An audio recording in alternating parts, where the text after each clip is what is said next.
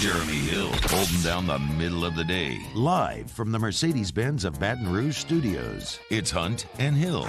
Now on 104.5 ESPN Baton Rouge. All right, welcome in.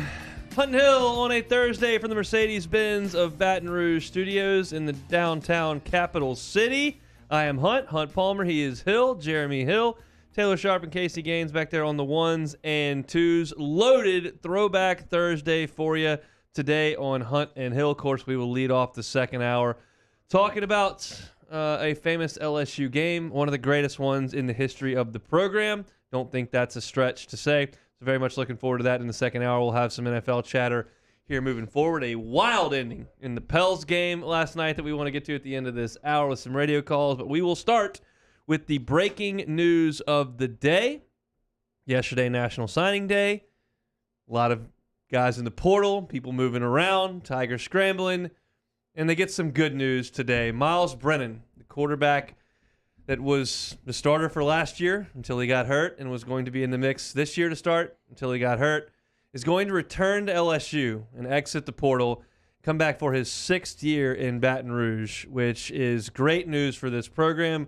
Great news for Brian Kelly, great news for the quarterback room, and certainly you got to feel great for Miles Brennan, who will have a chance to finish on his terms as opposed to the terms of somebody's doctor. I was thrilled when I saw the news today. I was pumped, man. We got some other news earlier that we'll talk about later, but this definitely soothed my sorrows with that, especially with our quarterback room, just looking at it, especially going into next year, really only two scholarship quarterbacks on the roster. That's a shaky start to start a season and having that dynamic to deal with. But I think getting Miles back, it definitely is a great move by Coach Kelly and the crew.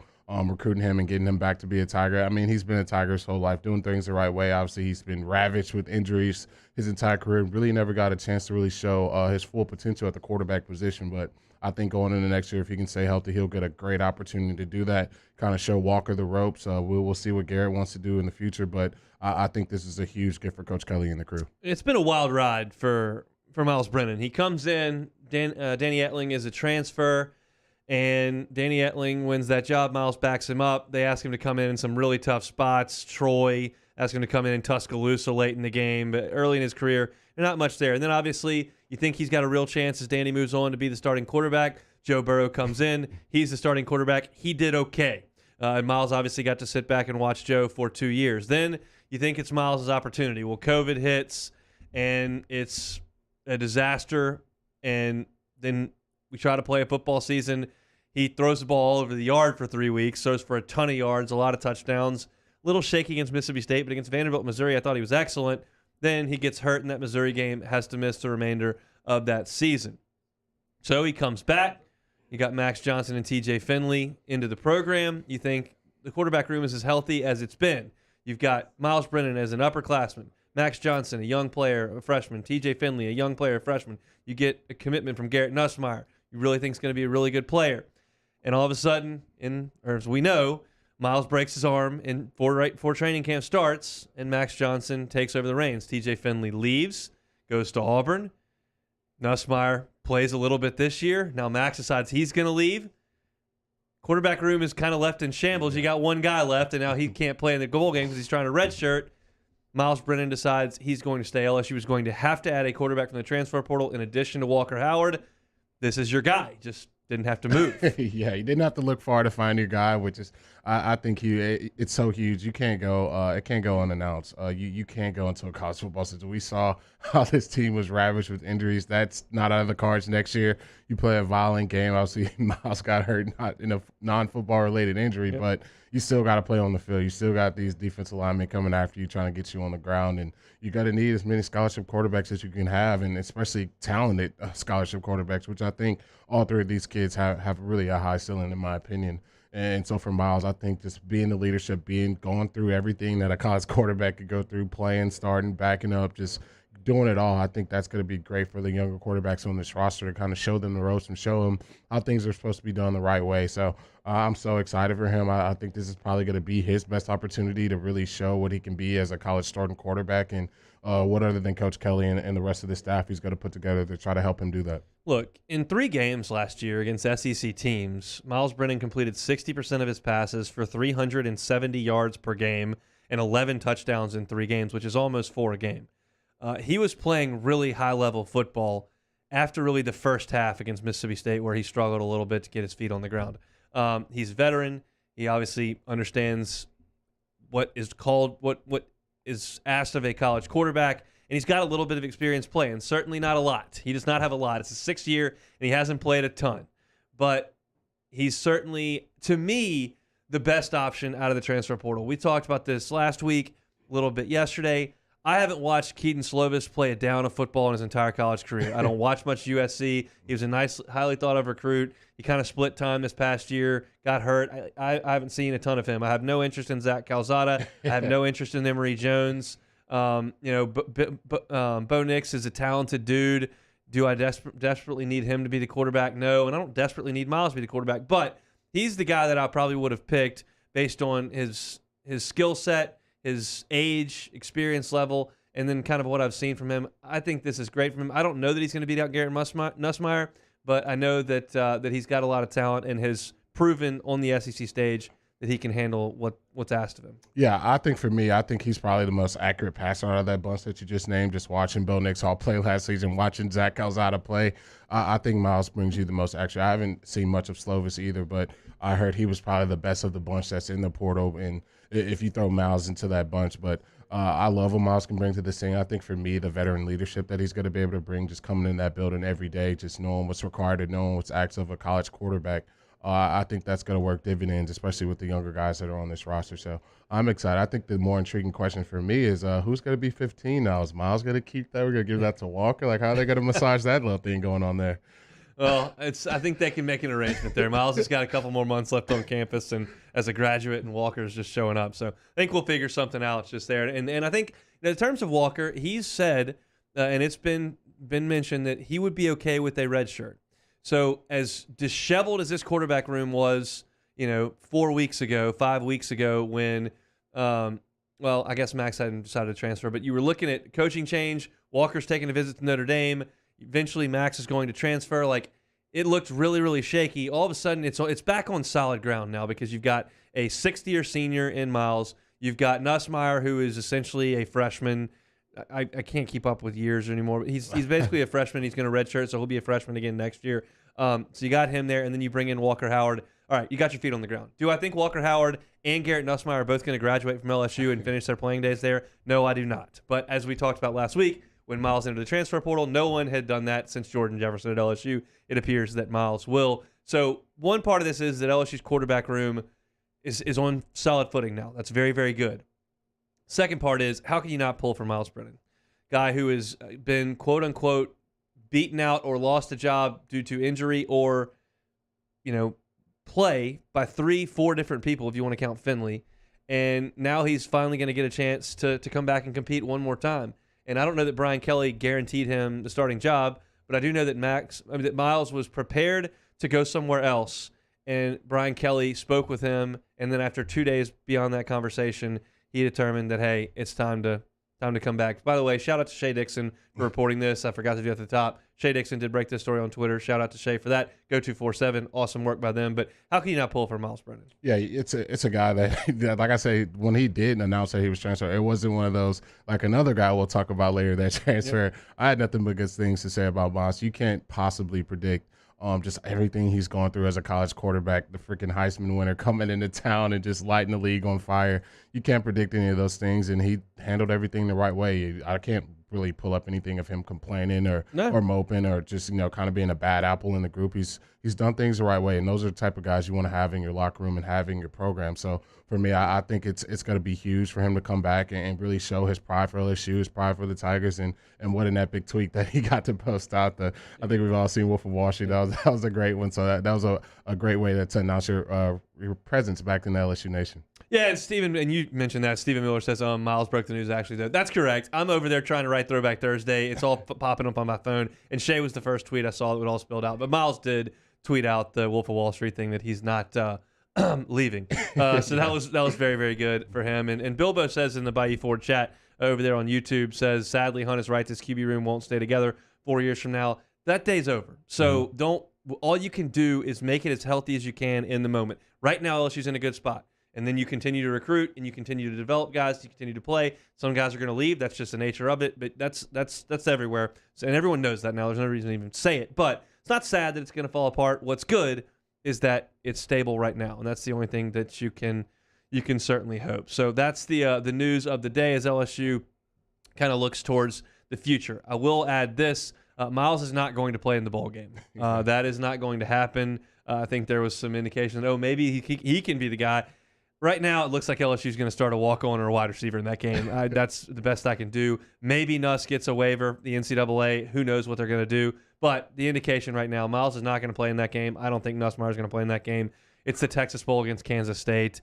It is what it is. You're going to throw somebody out there and see what you can do. I think that you're looking at a situation here where LSU's team that played in the final game against Texas A&M is going to look a lot different than the team that you saw playing in the game, that you will see playing in the game against Kansas State. You're going to see some guys who are not playing in that game moving forward. That's going to come out. I honestly 100% will tell you I don't know who, but you're going to have some guys, grades, suspensions, opt-outs, transfers. Like that team that plays in a few weeks is not going to be a team that played against Texas A&M. Yeah, this is what it is. Yeah, I think we'll find all that stuff, especially when they start practicing. We'll see who's actually going out to practice, who's actually got to play in this bowl game. But for me, I think there's going to be guys declaring for the draft. You can't leave that out. I think there'll be a couple guys that do that. There's going to be a couple guys opt out. It's going to be a long list, I think. And it's going to be I'm curious to see what actual number of scholarship guys that we're going to actually walk into NRG Stadium and actually have to be available to play in that game. It's scary, but I think it's still all setting up for next year. I think that's where you load up the guns for. I think that's why you get a Miles Brennan to come back. You're putting your focus on next year and the coaching staff that's going to come. We don't even have offensive coordinator, defensive coordinator for next year. So I think that's all that we're gearing up for. It is, like you said, the Texas Bowl against Kansas State. Just probably not going to draw a lot of eyes. So I think you just got to start preparing for next year and trying to get the guys and players that you know are going to be here and start getting them better. Greg Lehman says in the Bayou Ford chat, I wonder if this pushed Nuss to play in the bowl game. I just don't think you win the job over 3.5 hours in the Texas Bowl against Kansas State, and you don't give up an entire year of your college eligibility for those 3 hours. There's nothing that Garrett Nussmeier could do in that game. He cannot go out there and throw for 405 and 6 touchdowns and win the job. It's just, you didn't have an offensive coordinator. They're not running the same system. You don't have the same cast of characters around you. It's Kansas State. I mean, it's just that you just can't win the job doing that. And I understand the sentiment of, well, maybe you can, put some stuff. That's not. They got a whole spring ball, a whole summer workouts, a whole fall camp, scrimmages, the whole lot. You can't win it in the Texas Bowl with a different staff. Just not the case. And then you answered the question there. John DeLone says, what's the walk-on's name? Matt O'Dowd. You just may see him in the Texas Bowl. So the big news of the day, Miles Brennan pulling his name out of the transfer portal. He will remain at LSU and will be right squarely in the mix to be the starting quarterback for Brian Kelly's first team that takes the field against Florida State in the fall. Let's take a timeout, come back with the other news of yesterday into today in the transfer portal. Jeremy's not thrilled about it. It's next on Hunt and Hill. Hunt Palmer and Jeremy Hill. It's Hunt and Hill. In times of need, get a full list of phone numbers, websites, and other important emergency information on the Demco Stormwatch page at 1045ESPN.com. Hey, what's up, y'all? T-Bob here from my friends at All-Star Toyota of Baton Rouge. Everything keeps changing. I'm sure glad you're here. There's a child in foster care waiting for a volunteer like you. Our topic today is about savings. What is savings? Hancock Whitney isn't just a bank for our clients. We're investing in our hometowns, making life better for everyone. So keep dreaming. We've got your back. Crime has serious consequences, but anyone can make a mistake. If you find yourself in trouble with the law, know that you have rights, and it's okay to demand them. The law offices of O.C. Brown are here to protect you and your rights. Felony or misdemeanor, DUI or drug charge. No matter what crime you're accused of, you still have rights. Let the law offices of O.C. Brown uphold them. Call 225-343-1111. Your law firm for a lifetime. Gulf Coast Office Products is a nationally recognized Savin office equipment dealer based right here in Louisiana. Over 100 employees strong, Gulf Coast has the boots on the ground to support all vertical markets, from education, engineering, legal, and finance. With the latest in office technology, from desktop to production segment units, Gulf Coast and Savin have the perfect fit for you. Call 225-756-2644. That's 756-2644 for Gulf Coast Office Products. ServiceMaster Elite create clean, disinfected work environments. As a local business, we take pride in serving the New Orleans and Baton Rouge areas. Our cleaning protocols follow CDC and OSHA standards for healthcare settings, offices, senior living, restaurants, and industrial plants. Contact ServiceMaster Elite to get your operation ready for reopening with germ disinfection cleaning. ServiceMaster Elite, the trusted choice in professional cleaning since 1996. During these challenging times, we know your healthcare needs don't stop. Cancer, accidents, injuries, and heart disease are relentless. So we are relentlessly innovating to keep you safe, both virtually and in person, connecting you with providers remotely, advancing clinical spaces, providing rapid and accurate testing, social distancing, and certified cleaning protocols. We are Auctioner, and we will not slow down. Auctioner Health, innovating healthcare. At All-Star Toyota, you get it all. If you're in the market for an all-new Toyota vehicle, come see our friendly and knowledgeable sales team at All-Star Toyota. Located in Baton Rouge at the corner of Airline and Goodwood, we've been serving our community since 2005 by offering a large selection of new Toyota cars, trucks, and SUVs. Get behind the wheel of your dream car and take a test drive at All-Star Toyota today. It's no secret, the best oysters in Baton Rouge are at Jolie Pearl Oyster Bar. Enjoy mouth-watering South Louisiana flavor and oysters from all over the country. And don't forget our nightly drink specials.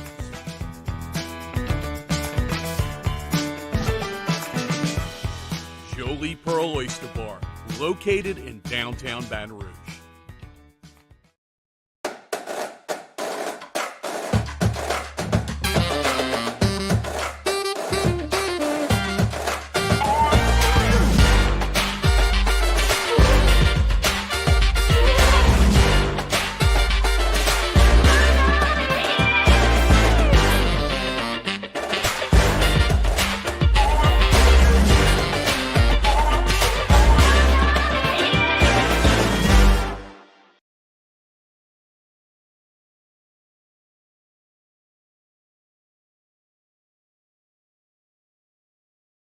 What's on your sporting Christmas wish list? Ho, ho, ho, TB. 7 to 10 a.m., 104.5 ESPN.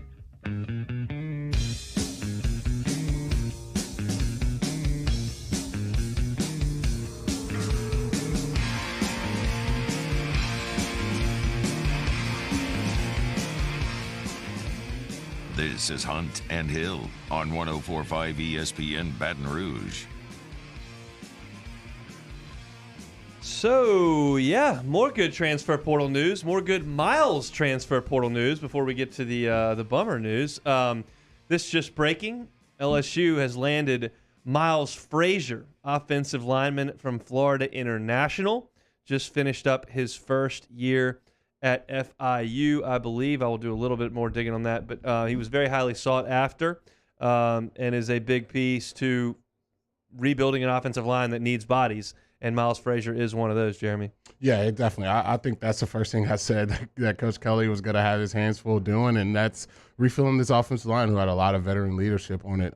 You're going to need depth there. We kind of saw with the revolving door how important it is to have depth at the offensive line. I think he's starting to, slowly patch those holes and slowly try to bring guys in that fits his program and fits what he likes from offensive linemen and what they like to do. So, yeah, I love that they're not wasting any time and starting to kind of fill those holes in. 6'5", 305 is Miles Frazier, who has 3 years of eligibility left.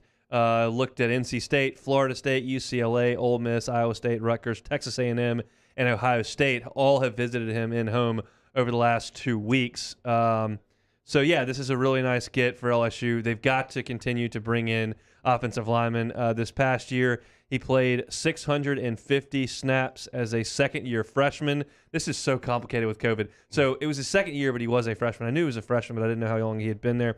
So Pro Football Focus graded him out at 70% on pass blocking, 78% on run blocking. Look, I don't know if he's going to be a first-team All-American, but we need dudes in there and bodies that Brad Davis can coach, and it looks like he'll have one. We'll be able to go through spring ball with LSU, which Brad Davis did not have the pleasure of doing this past year. Then obviously a summer and a fall camp. So really nice news for LSU there as they add another in the transfer portal, Miles Frazier. The announcement came out last night. Eli Ricks sends out a tweet, thanks everybody at LSU, and then says, I'm going to Tuscaloosa. Your thoughts on that? I will no longer call him Eli Ricks. That is no longer his name. I want the world to know his name is Elias Durant. Elias Durant. That's his new name. He pulled a KD on LSU. Like it just blew my mind. I'm just thinking like we're going to fourth quarter. Game on the line. Last plays of the game against Alabama. Would one of my brothers go join the dark side? Like it's just unbelievable to me. But I guess that's the new landscape of college football. Kids are just, I guess there's no, but I'll give him this. He is a California kid. There's no way I could see a kid from Louisiana pulling that. That's just, well, they go there out of high school all the time. I mean, that's different. All the time. That's different. You're doing workouts. You're doing spring ball. You're doing all these crappy mornings, study halls that we got to do. We're doing this together. You go join the doctor. What are we doing? No, trust me, I'm with you, but you have to come to this realization, and it's not everyone's the same, but there is a sizable portion of every team that goes to LSU and does not feel the same way about the school that the fans who sit here and listen to this show every day and spend their hard-earned money to go have season tickets every day and live and die with LSU football. Some players that wear the uniform do. Absolutely. There's no doubt. But there's a sizable portion that don't. And if you expect every single player to live, sleep, and breathe LSU and want to do everything and sacrifice everything for LSU no matter what, you're kind of tricking yourself. That's just not the way that a sizable portion of college football players feel. There's a lot of them that are in it for – everyone's in it to a degree for themselves, but there's a sizable portion that are in it to find the best possible thing that they think is for themselves. And if you think that's going to Alabama – as I said yesterday with Max Johnson, who I said I hope never completes a pass at Texas A&M, and I mean that. I hope Elias Ricks never makes a play at Alabama because my rooting interest is for those teams to fail. And so the players that play for them, no matter if they sign out of high school or leave LSU to go do it, I hope on the field they fail. Again, go make a 4-0. Meet the love of your life. I hope he's a first-round draft pick. Probably not going to be if you leave and don't make any plays, but just don't make any plays for them. I don't ever wish anyone well on the field who goes and plays for their teams. I'm not going to apologize for that. I think that's probably the only school that could have driven out this much emotion for me. Like, just go to Texas 8-4. You can go over there. Go follow. No, I would have loved him to go home. Go to USC. Yeah, go play in front of 18 people in the Coliseum. That'd have been great. Go with Coach Napier and Coach Raymond. Like, just I don't know. I mean, Alabama. Like, you go walking. You're gonna be doing their team meetings, walking in Tuscaloosa, doing all the Tuscaloosa stuff. Like, what are we doing, Eli? Come on. So, and it's,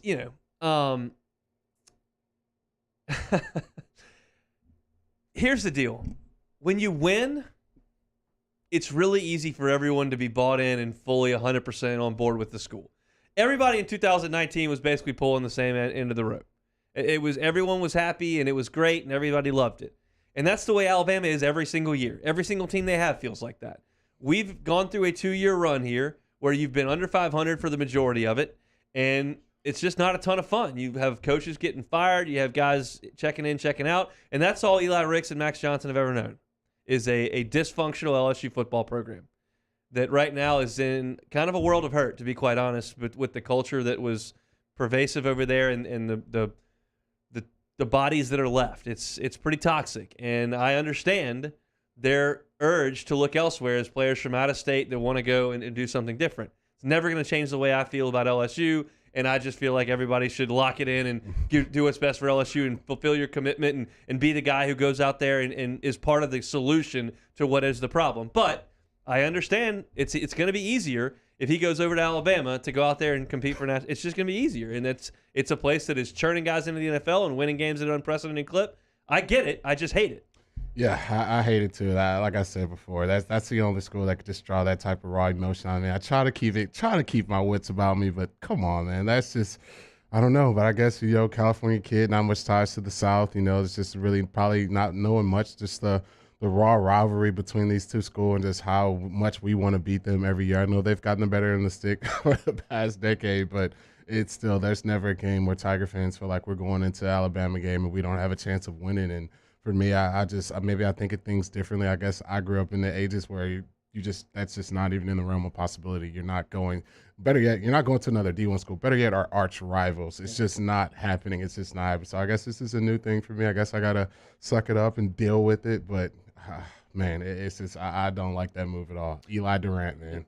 Camille Trebo says, I don't know, Hunt. Jeremy could talk on that better than you, talking about my thought that there's just a faction of the team that's not going to live, eat, and breathe anything LSU for the rest of their lives, nor for the time that they're in Baton Rouge. It's just a part of it. Now, you obviously were in the locker room. Can you speak to that more than me? Yeah, I think it's a different time now. I think if, possibly if you open up that, transfer portal, window for some of the kids, maybe when I was in school, maybe you would see some of that. But I think we were so locked in and we knew that opportunity was never coming. Guys had to give their all to the university. I can point to guy after guy. I can point to the Russell Shepherds of the world who, probably felt like he wasn't utilized enough in situations and he could have left and did all those things. But guys like that, they stayed around. They kept fighting. They kept trying to win. They kept, sticking with the university and sticking with their brothers who they, went to practice and war with every day, and especially on Saturday. So I think for me, I can't really think of a guy, especially a guy that really is going to be a contributor, really make plays and really help us win, turning their back on us and going to the arch rivals. It's just different, man. It's just different. These kids are different breed. They got their TikTok. They got their, they got all that stuff going now. So it's just a different day and age. George Cooper in the Bayou Ford chat says, LSU will be hot garbage, so why stay and hurt your chances in the NFL and never win a ship? Okay. Eric Fisher played for who? Central Michigan. Central Michigan. Yeah. He was the first pick in the draft. I don't think you're hurting your chances in the NFL by playing football at LSU. Now, whether or not they're going to win a championship, I have my sincere doubts about that, but it is what it is. And look, trust me, I'm self-aware here, and I think Jeremy is too. I don't want to speak for him, but I realize, and I'm certain, LSU is going to land more transfers over the next 2 months. Mm-hmm. And they will be leaving somewhere and abandoning that ship and coming to LSU. It goes both ways.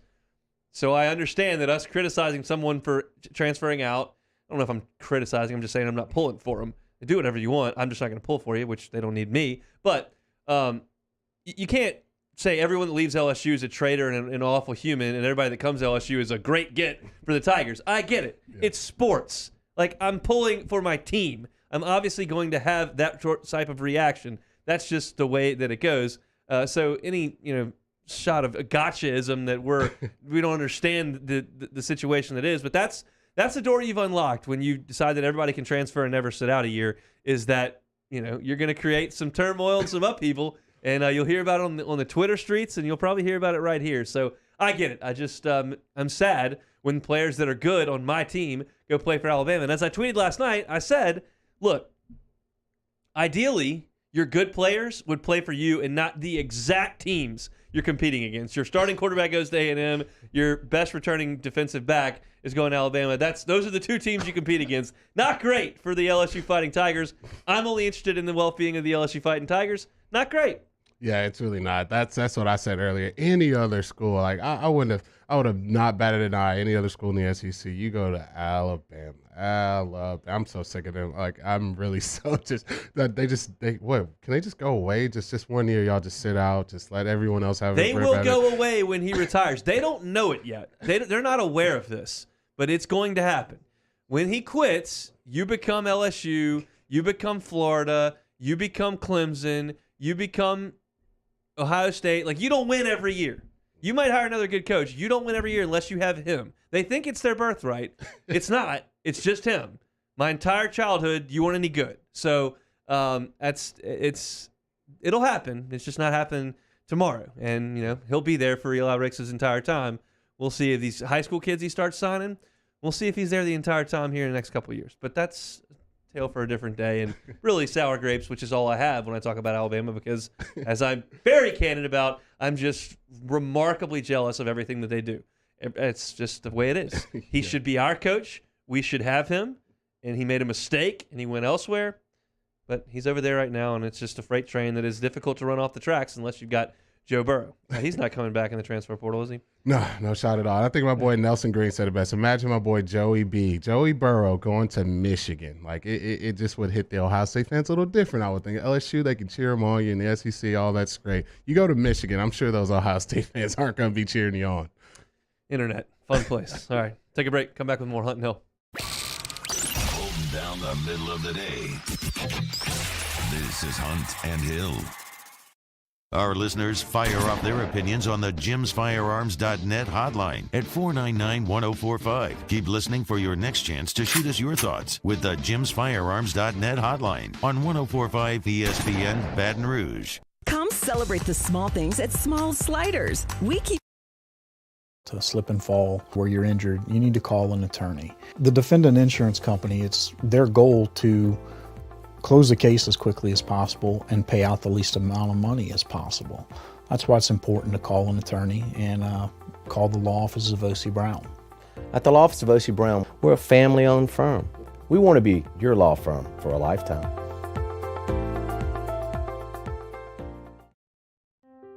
To the heroes who are working tirelessly to care for our communities, we thank you. We will never forget the countless hours you dedicated on the front lines, choosing to risk your own health to fight for our friends, neighbors, and family members. I mean, you guys are out on the front lines fighting it.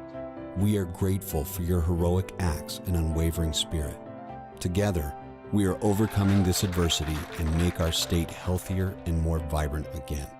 Ochsner Health. Starting in 1974, Central Plumbing has served Baton Rouge and surrounding areas for all of their plumbing needs. Through these tough and trying times, we want you to remember that the Payne family is here to continue to support and serve you. As a multi-generational business, there is no job that is too big or too small. Residential, commercial, industrial, hospitality, we're here for anything you need. 24/7, 365. Give us a call, 225-925-8552. Eli's always been into grilling. It took us a while to see it, but the signs were there. What are you doing, Eli? I knew grilling was my thing. I have been talking about it throughout my career. Happy with the results? I am. Got the new grill from barbecueguys.com. It performed great. My advice, as I always told my boys, do more of what you were born to do. Barbecue Guys, for those who were born to grill. You want cheese on your burger, Pops? I'll take a little cheese. There it is, the extra mile, on the border of expected and extraordinary for those willing to go further, like vans customized for work or play, with safety and tech to keep you connected, supported by a 5-star sales, service, and finance team, and backed by the 1-star you know. So go the extra mile. It's never crowded, because so few have what it takes to go there. Mercedes-Benz Vans. Yo, Jake here for Patient Plus Urgent Care Clinic. The place is going to be convenient for you during that inconvenient time, and it's even more convenient now. Now you have 8 convenient locations, with the Bruley location just opening up. So go check them out online, patientplusuc.com, because remember, they are your place for your sniffles, for your colds, for your stitches, for your COVID tests. They have all that available over at Patient Plus. For more information, visit them at patientplusuc.com. Get in and get better. Front to Back Boat Service has been family owned and operated for 30 years. And the Sherman family is NMEA certified. That's the National Marine Electronics Association at Front to Back. They are committed to improving the safety and technology of marine electronics through installer training, interface standards. And look, the fall and the winter, it's the perfect time to do that yearly maintenance you've been putting off. Get those parts you've been wanting. So schedule your appointment today at Front to Back, North Airway off of Airline Highway. Tonight, we invite you to celebrate life, wherever and whenever you can, understanding that time is never on our side. Instead, gather up your friends tonight and share a few stories and laughs over a good bottle of wine. Or maybe a family meal that gives everyone a chance to reconnect and remember what's really important, whether it's for a birthday, an anniversary, or simply to remind someone special.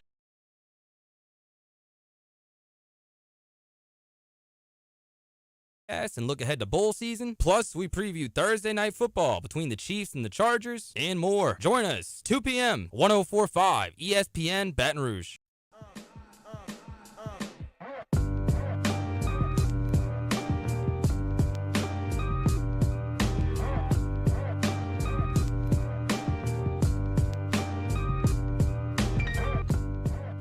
Hunt and Hill, 104.5 ESPN Baton Rouge. Oh no, some devastating news.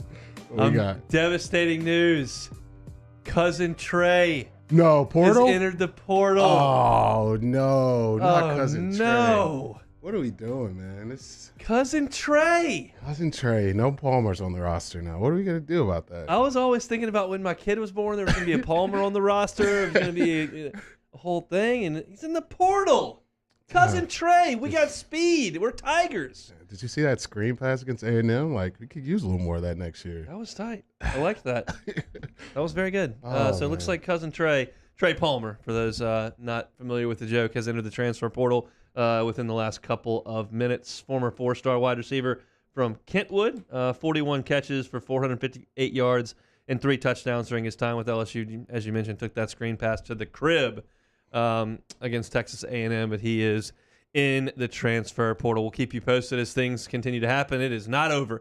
It is the wild, wild west. There are going to be a lot of guys leaving and a lot of guys coming to Baton Rouge. So for those that were asking if Miles Brennan coming out of the transfer portal meant that LSU was going to be short on the 7 in additional to 25, no, because Trey Palmer's in the transfer portal and more are coming. This is not over. It is going to be a total overhaul of this entire roster, and that's basically the case for just about everybody around college football. It's just the nature of how it goes. So we'll keep you posted if we hear anything else. NFL talk, Jeremy. As this time every week, we which we didn't last week because we had some coaching change issues going on. But we talk about our teams that we still think have a realistic chance to win the Super Bowl. I'm going to raise my hand up at this point in the season. We got to December 16th. My list is screwed. I've done a terrible job. We had this discussion every week. The exercise was basically to see how quickly you could pare this thing down. I got way too aggressive. I blew it. I still only have 3 teams in the AFC: Rams, Bills, Ravens. Don't even have the Patriots in. That's a disaster. They're leading the NFL in points per game allowed. They're winning games at an alarming clip. They're undefeated on the road. I don't have them in. I don't have the Cowboys in. I got Packers, Bucks, Cardinals, and Rams on that side. It's a disaster. I've failed. I don't know what else to say because I think there are a couple of teams that are not on my list that I think have a real chance to make a push in the playoff. And the fact is that I've blown it. Yeah, I think we should get at least one mulligan, right? No, that's not the point of the exercise. Squeeze the Patriots back in there, but yeah, I think I tried to be a little less aggressive. But I took the Chiefs out. They're just rolling people. They're buzzing right now. I tried to be a little less. Like I gave Baker like a freaking million lifelines. Like how many lifelines does he need? But yeah, I'm glad I took them out. But for the most part, I would love to have the Cowboys on this list. I would love to have the Patriots on this list. But for the most part, I think I'm still cooking with hot grease here. I still got some teams in here that I think can get the job done. So, but number one, I think the Chiefs tonight. I think the Chiefs. This is their call for it to, they're back. I think they do that tonight against the Chargers. Chargers 2 up and down on the defensive end. Chiefs just kind of figured it out on defense. Patrick's back being Patrick. I think the Chiefs make their claim to be the best team in the AFC tonight. It's very possible. Look, I cut them out quite early and did not really see it that they were going to be in the top 7 in the NFL in defense, in points allowed, in terms of yards per game. The Chiefs have been really, really good, and their offense is now finding it, which was a disaster for a longer stretch than we have seen in the Mahomes era. And I just don't know how you could have, well, okay. I guess how you could have given up on them, but I certainly did, because I'm just looking at it going, these guys can't get it in gear. And they're still, not even close to among the league leaders in yards per game. They're down there actually in the bottom half. But their defense has carried them along, and now you look back over the last 2 games, and against the Raiders, they scored 48. Maybe it's just the Raiders. Scored 41 on the Raiders and 48 on the Raiders. 19 on the Cowboys, but they held them to 9. 22 on the Broncos, but they held them to 9. They've held the last 3 teams they've played to 9 points. You start doing that with that quarterback, all of a sudden you become kind of a factor. Yeah, you definitely do. I think the first, 5 games of the season, you average out there giving up 33 a game or something ridiculous like that, and that's just very tough to do, especially when you pair that with how they were turning the ball over, 2 and 3 turnovers a game. You're just making yourself, really have an uphill battle to climb and try to win football games. They've kind of nipped that in the bud later on. They still have their few turnovers, but they've cut the turnovers way down, and their defense has picked way up. So those are the type of teams that can make playoff runs, especially if you got to go to Kansas City in that Rock House and Mahomes just, throwing behind the back passes and no-look passes. that crowd's going to erupt. So that's a tough place to play. So I think the Chiefs, they're making their claim. You don't go to 3 straight AFC championships for nothing. They got all those pieces back. I think they're about to make this run here. And another team I kept on was the Ravens. Now they look like, I don't know how they're 9-4. They've just been, defense guys out on the defensive side. Lamar's out now. I think that may be a team that they keep this up. I may have to pull the plug on the Ravens here in a little bit here. One team that I'm not quitting on yet, which I should have, and by any metric that I've cut teams over the last, that I was cutting them in weeks like 4 to 8, I would have cut this team, but I can't quite quit them, is the Bills. One, because I picked them to go to the Super Bowl and to win the Super Bowl, so that's part of my bias in it.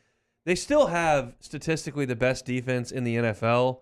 They've lost 3 of their last 4, but they lost by a score to the Bucks. They lost by 4 to the Patriots. They got blasted by the Colts, but I can't explain the Jacksonville loss. That's utterly ridiculous.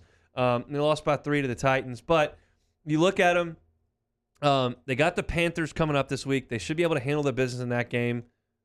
And then you got a showdown at New England, and that's where you got to try to flex your muscles. The first time they played New England, no, they got them coming up twice. So, no. They played, right? 2 weeks ago. They lost 14-10. So, they're 7-6. They've got weeks where they look terrible, but their defense is statistically the best in the league, and their quarterback's good, we think. So, I'm still not going to quit on them, which I would have at this point early in the season because I was just chopping teams willy-nilly. Yeah, I think you can. I think with that defense, the only thing I don't like about that defense is how people have been able to run the ball. Some teams have really had their day. You look at Jonathan Taylor. He had an MVP performance type day on them, and you pair that with the Patriots passing for 3 times against you, and you do everything you can to come back against the Bucs and give yourself a chance to win that game, and you come up short. So it's not like they're just getting blown off the field, but just some really unexpected loss, and then you lose to the coachless Jaguars. That's a bad loss. Talk about that later. Yeah, that's a bad loss to have too, but still a lot of talent. Their defense just play well. They're a well-coached football team, and then you got to worry about the weather in Buffalo. So I think they're still in it with teams having so many losses, especially atop the AFC. Everyone with 4 or 5 losses, I think they're right there. They just got to keep winning out and keep playing these teams tough, and hopefully Josh Allen can get them to the promised land. All right, you're kind of giving up on your Super Bowl pick, one of them the Browns, right? Mm-hmm. So, you still okay with the Rams? Oh yeah, I'm still okay with the Rams. All right. Well, if I gave you the opportunity to pick with a clean slate, you're sticking with the Rams because that's. But if I gave you the opportunity with a clean slate now, having seen everybody play 13 football games, who would you pick to be in the Super Bowl? Thomas Edward Patrick Brady. I know that's the no-brainer. I'm sure he has 4 names. Yeah, he has 4 names. Thomas Edward That's Patrick. where he gets his strength from. It's like Samson with his hair. Yeah. The 4 names. Yeah, I'm going with that guy. He's playing, obviously, he's like Saban. Like, is he ever going to go anywhere? Like, he's but he doesn't make me miserable every year. Yeah, I mean, he's close enough. You get 7 Super Bowls. It's pretty close as you can get, but I think I would go with him because you got Leonard playing like playoff Lenny. That's something that they've been missing, and you can match that run game with him making decisions. There's no one I trust more making decisions throughout a football game, especially if you're in a tight one in the fourth quarter or overtime and you need a drive to go win it. I'm going to probably have to go with the Bucs there on the NFC side. AFC side, I'm going to go with Mr. Mahomeboy. So Magic. Repeat. Yeah, I'm going to go repeat again. I know that's what everybody was picking for at the season, but it's looking like that's what it's lining up to again. If the Chiefs defense keep playing like they're playing, it's going to be tough, especially if they mess around and get the number 1 seed in the AFC. It's going to be tough to go in that house with their defense rocking it and Mahomes at home. So I got to go Bucs Chiefs here. Another repeat. We talked about this the other day, but the Packers' remaining schedule is iffy. They get a huge break this weekend if Lamar doesn't play. And that's my Super Bowl pick from the NFC. And I still think that they have every ability to go beat the Bucs. I would just rather the Bucs come up to Green Bay than Green Bay headed down south. So I'll still okay. I've got the Bills and I've got Green Bay, but the Bills look clearly inferior to New England and to Kansas City at this point in the AFC, and we'll see. But they've got just more to do. Should be a really good Thursday night game tonight. We'll talk about that at the end of hour number 2 when we do take it or leave it as to what we expect to see tonight. We are about 15 minutes away from a throwback Thursday, one of the best nights in LSU program history. Very excited to get to that. But when we come back, we're going to go ahead and talk about the finish of the night, really the finish of the year potentially in the NBA. You won't want to miss it because we've got some great sound. What's coming back to close out hour number 1 on Hunt and Hill. 104.5 ESPN Baton Rouge with Hunt and Hill. FanDuel! Sports betting is coming to Louisiana, and there's no better place to get in on the action than on the FanDuel Sportsbook. To celebrate, FanDuel is giving you $100 in free site credit when you register early. That's right. Register and verify now. You receive a free $100 bonus when we're live. Look, you got to love the odds boost they give you. You got to love the live betting that is you're capable of doing. It's right there in the palm of your hand. The days of having to fly out to Vegas to place bets are gone. You don't even have to go to the window. You can do it right from your phone. Go to the App Store, download the FanDuel Sportsbook. They'll immediately credit your account with $100 until the site goes live. We're seeing some dates that are starting to creep out. No need to report any of that, but it's coming in a matter of weeks. You want to be prepared and have the FanDuel Sportsbook prepared on your phone. It is safe, it is secure, it is 100% legal, it is regulated, and it is coming to Louisiana.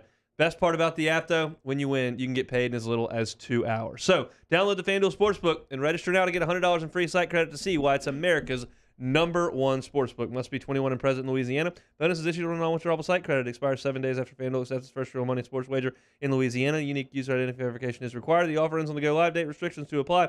See terms at sportsbook.fanduel.com. If you or someone you know has a gambling problem and wants help, call 1-877-770-STOP. We opened up the playbook and expanded our coverage. Listen daily in high definition on 98.1 HD2. We are 104.5 ESPN Baton Rouge.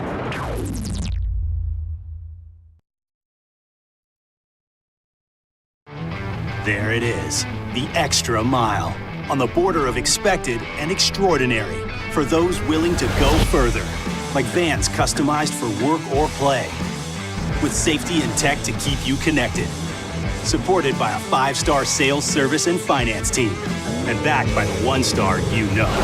So go the extra mile. It's never crowded, because so few have what it takes to go there. Mercedes-Benz Vans. Before we begin any electrical work here, we perform a home safety check that begins at your electrical panel to make sure that you and your family are safe. For all your upgrades, installations, and repairs, call Mr. Electric.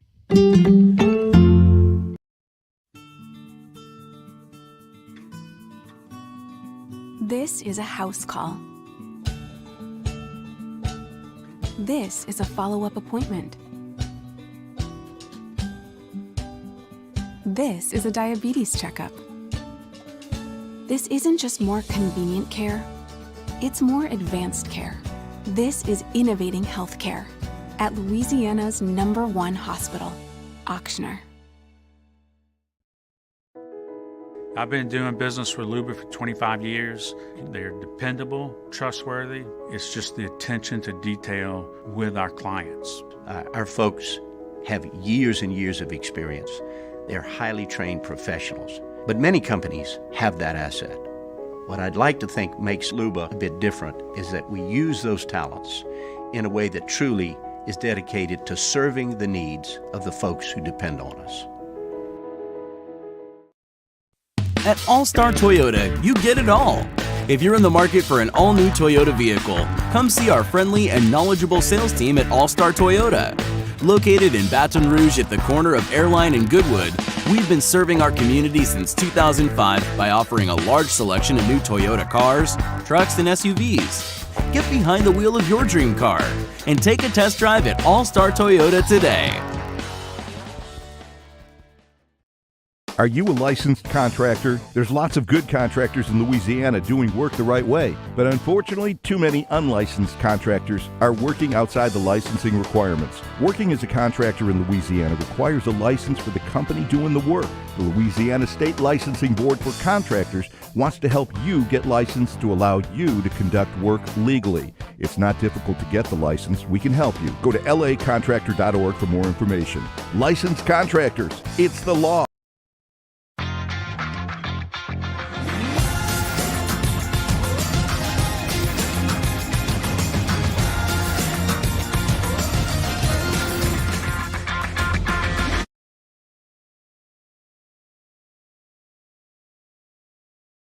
Louisiana. We'll recap the early signing day. Leah Vann from The Advocate will join us. Jarrett Roser will be here. Mike Triplett, hopefully you as well. 104.5 ESPN Baton Rouge.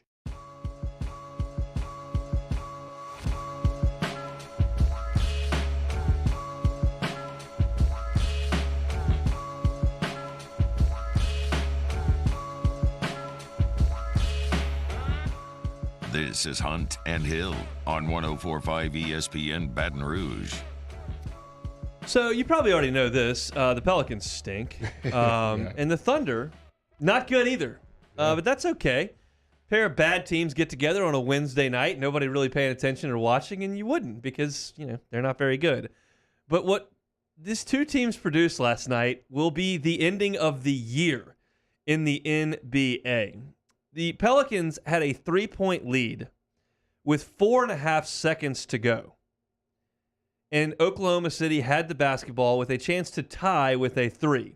What ensued over the following 4.5 seconds was absolute chaos and hilarious to watch and to listen to. We've got both radio broadcasts. We will start with Todd Graffinini, who is the voice of the New Orleans Pelicans, and this is his call. The Pelicans up 3 with 4.5 seconds to go with the Thunder having the basketball. Giddey going to inbound it sideline left on the hash mark. Nikhil in his face. Giddey will float it into Shea. And he throws up a 3 from 37 feet. Nothing but net. Temple was trying to foul him. They didn't call it. Inbound to Devontae. 3-quarter court. Good if it goes. He banked it in! He banked it in! He banked it in! The Pelicans have won by the most improbable shot you can even think of. Back-to-back improbable shots. And the Pels win it 113-110, and they are running off the floor and getting the heck out of Dodge. That's Todd Graffinini with the Pelicans call. Devontae Graham from 61 feet, well beyond half court, after Shai Gilgeous-Alexander had just chucked it in from about 35. That's what it sounded on the winning broadcast. Here's the Thunder on the other side of things. Giddey, holding, feed Shea near midcourt. Slashing right on Temple, fires a 40-footer. That's up and in! Cha-ching Thunder money ball. It's tied at 110. Oh, my goodness! Cha-ching Thunder money ball. 1.4 seconds left. Ball comes in at 3-quarter court to Graham. Fires a 75-footer at the buzzer. It is good. Does it count? Does it count? Did Devontae Graham just win the game? A 75-footer from the backcourt. He lofted it. Initially, Jenna Schroeder indicated the shot counts. Now they'll go to replay. Shea looking to avoid a foul from Garrett Temple, hit a 40-footer to tie the game at 110 with 1.4 seconds left. Then the Pelicans inbounded. OKC provided no pressure on Graham, who lofted about a 75-footer, one end to the other, and nailed it. If that would have been, the Thunder announcer, who I don't know, must be it's a true pro. If that's a college announcer, he loses his Yeah. I mean, college announcers would absolutely be dejected if something like that happened. What was buried in that call, which was amazing, apparently every time the Thunder hit a 3, he yells, "Cha-ching a Thunder money ball." And he yelled that, "Cha-ching a Thunder money ball! Cha-ching a Thunder money ball!" And then the Pelicans threw it in from 65 feet and won the game. Again, bad teams, incredible ending. Yeah, that's an incredible ending. Talk about wild finishes, and that's just bad basketball by the Pels, man. You almost didn't even give yourself a chance to win the game. You foul a 3-point shooter while he's shooting. It should have been an N1, but they didn't call it. But what a shot by Devontae Graham. That's I don't know how much luck went into that. I'd probably say a fair bit went into that one, but it fell down, and it was definitely a great road win for the Pels to beat a Thunder team that my Lakers team has already lost twice to. So good job, Pelicans. Well, the Thunder are 8-19, so nice work. They're 4-10 on their home floor. But that is, so we're still getting to know each other a little bit. Are you a foul up three kind of guy in a basketball game? It depends on the team. If it's a really, really bad 3-point shooting team, I'm not fouling them and giving them a chance. If they're a really, really good 3-point shooting team, then I'm not giving them a chance to get a 3 up. So I think it depends on who we're playing against. If there's Steph Curry walking down the court, I'm not letting that guy get a 3 off. not too many guys like Steph, but no, it's and the Pels were trying to foul there, and they didn't get the call. And Gilgeous-Alexander just chucked it. I mean, he threw it with one hand from like 35 feet. And it splashed, and that's cha-ching the Thunder money ball. And then, obviously, the Pelicans get it out and throw it in from half court. You ever seen a half court shot in person? In person, I actually made one. I was probably like in 5th grade. That was pretty exhilarating for me. But I think in person, I don't know if I can remember off the top of my head, especially a game winner. I don't think I've seen one in person. I certainly haven't seen a game winner. I can't recall ever seeing a half court shot go down. I'm sure I have been to enough basketball games to have seen one go down, but I can't quite recall one, but there certainly was one last night in Oklahoma City. Pels moved to 9-21 without Zion. That'll do it for hour number 1. Lots of transfer portal talk. Miles Brennan back. LSU adds an offensive lineman, Cousin Trey into the portal. That's not going to slow down anytime soon. We're headed back for you for hour number 2. We're going to kick things off with a Throwback Thursday presented by AccuTip. It's Hunt and Hill.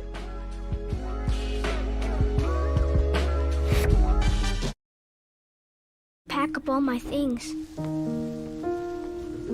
I had to leave my home. And I never knew where I was going next. It felt like I never even had a say. But then you came along. Change a child's story. There's a child in foster care waiting for a volunteer like you.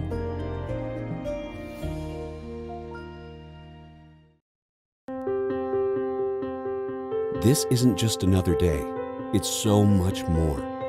Kelly's life was put on hold when her Auctioner primary care doctor discovered a rare blood disorder. Her doctor connected her to an Auctioner care team of cancer, heart, and kidney specialists. With multiple primary care locations around Baton Rouge, same-day appointments, and online scheduling, we're relentless about keeping you healthy. Auctioner Baton Rouge, innovating healthcare for Kelly. Crime has serious consequences, but anyone can make a mistake. If you find yourself in trouble with the law, know that you have rights, and it's okay to demand them. The law offices of O.C. Brown are here to protect you and your rights. Felony or misdemeanor, DUI or drug charge. No matter what crime you're accused of, you still have rights. Let the law offices of O.C. Brown uphold them. Call 225-343-1111. Your law firm for a lifetime. Gulf Coast Office Products is a nationally recognized Savin office equipment dealer based right here in Louisiana. Over 100 employees strong, Gulf Coast has the boots on the ground to support all vertical markets from education, engineering, legal, and finance. With the latest in office technology from desktop to production segment units, Gulf Coast and Savin have the perfect fit for you. Call 225-756-2644. That's 756-2644 for Gulf Coast Office Products. ServiceMaster Elite create clean, disinfected work environments. As a local business, we take pride in serving the New Orleans and Baton Rouge areas. Our cleaning protocols follow CDC and OSHA standards for healthcare settings, offices, senior living, restaurants, and industrial plants. Contact ServiceMaster Elite to get your operation ready for reopening with germ disinfection cleaning. ServiceMaster Elite, the trusted choice in professional cleaning since 1996. At All-Star Toyota, you get it all. If you're in the market for an all-new Toyota vehicle, come see our friendly and knowledgeable sales team at All-Star Toyota. Located in Baton Rouge at the corner of Airline and Goodwood, we've been serving our community since 2005 by offering a large selection of new Toyota cars, trucks, and SUVs. Get behind the wheel of your dream car and take a test drive at All Star Toyota today. It's no secret. The best oysters in Baton Rouge are at Jolie Pearl Oyster Bar. Enjoy mouth-watering South Louisiana flavor and oysters from all over the country. And don't forget our nightly drink specials.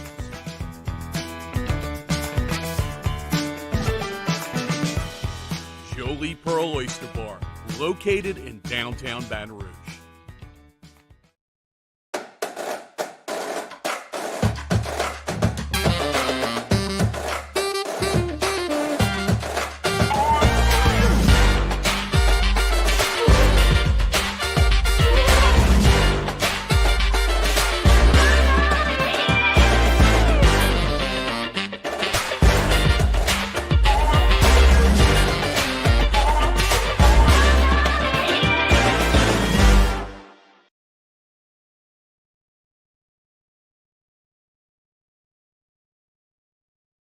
And WDGL HD2 Baton Rouge. This hour is brought to you by Spencer Callahan Injury Lawyers. 1, 2, 3. Hunt and Hill. Tom Palmer, Jeremy Hill, holding down the middle of the day. Live from the Mercedes-Benz of Baton Rouge studio, it's Hunt and Hill. Now on 104.5 ESPN Baton Rouge. Out in the open field on a Thursday, Hunt and Hill, glad you are with us. We're here every single weekday from noon to 2. Thanks for joining us on YouTube. Bayou Ford Chat is up and buzzing. If you're in there, we'd appreciate a like and a subscription if you could do us that favor. All right, second hour on a Thursday. Let's throw it into the Wayback Machine. Throwback Thursday, presented by AccuTemp, your AC and electrical experts. Has to roll back to the near side, and he's going to throw it. Oh, it's going to be caught! Caught! Touchdown! Holy cow! Hunt and Hill's Throwback Thursday. When we last left you on Throwback Thursday, just 7 days ago, the Tigers had dispatched the Georgia Bulldogs and salted away the program's second SEC championship in 3 years. As Kansas State hoisted the Big 12 trophy, it had become apparent that LSU was going to have a date with destiny at its home state a month later. The only really remaining question was who else is going to be invited. That answer came the following morning, courtesy of the BCS computers. Number 1, Oklahoma. Number 2, LSU. It was the Nokia Sugar Bowl, January 4th, 2004. That is today's story. For a month, the state of Louisiana waited. For the first time in the history of the program, the Tigers were playing in a national championship game. Remember, the champion was crowned before the bowl games back in the 50s. LSU, which had toiled in relative obscurity for half a century, was to share the biggest stage in the sport with a true titan. The Oklahoma program had won 7 national titles, including one 3 years earlier under young coach Bob Stoops. Steve Spurrier's former defensive coordinator had taken over the reins of the Sooner program and restored it to greatness. His second team in Norman went 13-0 and won a title, and over the last 53 games, his Sooners were 48-5. The 2003 Sooners were being labeled as perhaps the most prolific offense in the sport's history. They dropped 50-plus on 7 of their first 12 opponents, averaging a cool 48 points per game. They'd been ranked number 1 in the country from start to finish on the right arm of Heisman winner Jason White and a star-studded defense led by Lombardi Trophy winner Tommy Harris, Thorpe Award winner Derek Strait, and Big Neric winner Teddy Lehman, who also won the Butkus Award. The Sooners were an unstoppable force until they weren't. Kansas State had punked Stoops' troops on championship weekend, potentially putting a chink in their armor. The Tigers, on the other hand, were rolling. Vegas did dub OU a 6.5-point favorite, but Nick Saban's team didn't really care. At this point, the Tigers felt bulletproof. Christmas and New Year's had come and gone. Pete Carroll's USC team, which wasn't invited to the national championship game because they lost to Cal and didn't qualify based on the agreed-upon system, had won the Rose Bowl over Michigan. Carroll claimed his team had won a national title. Fly the banner if you want.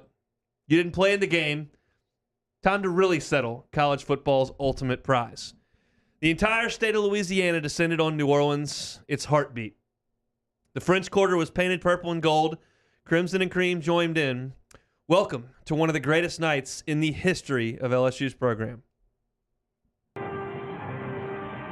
Oklahoma and LSU move center stage. determined to state their case for a championship. And throughout the season, the Oklahoma Sooners pillaged all comers.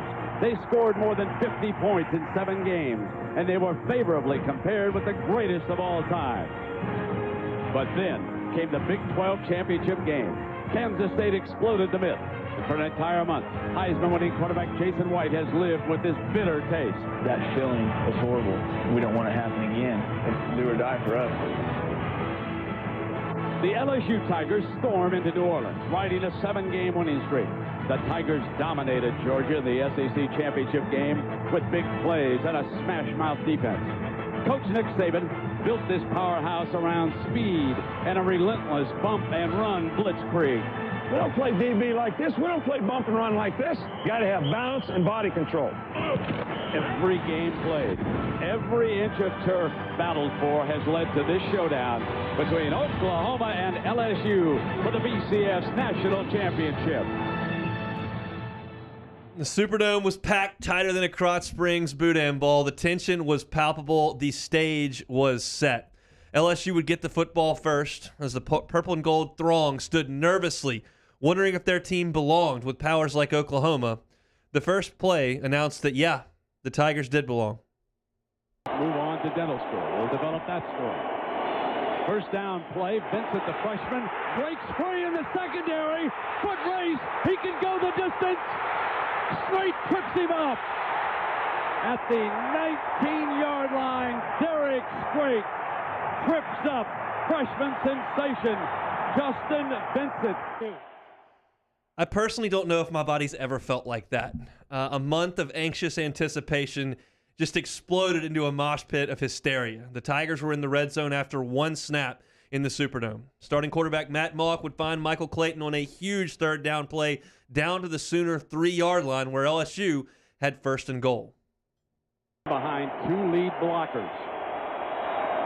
Mock goes down again. Bobbled the snap from Wilkerson. I don't know if he got this one. And it's turned over inside the 5-yard line. Oklahoma has the football. That is what we call a buzzkill. LSU blows an early scoring chance, and here comes college football's version of the greatest show on turf.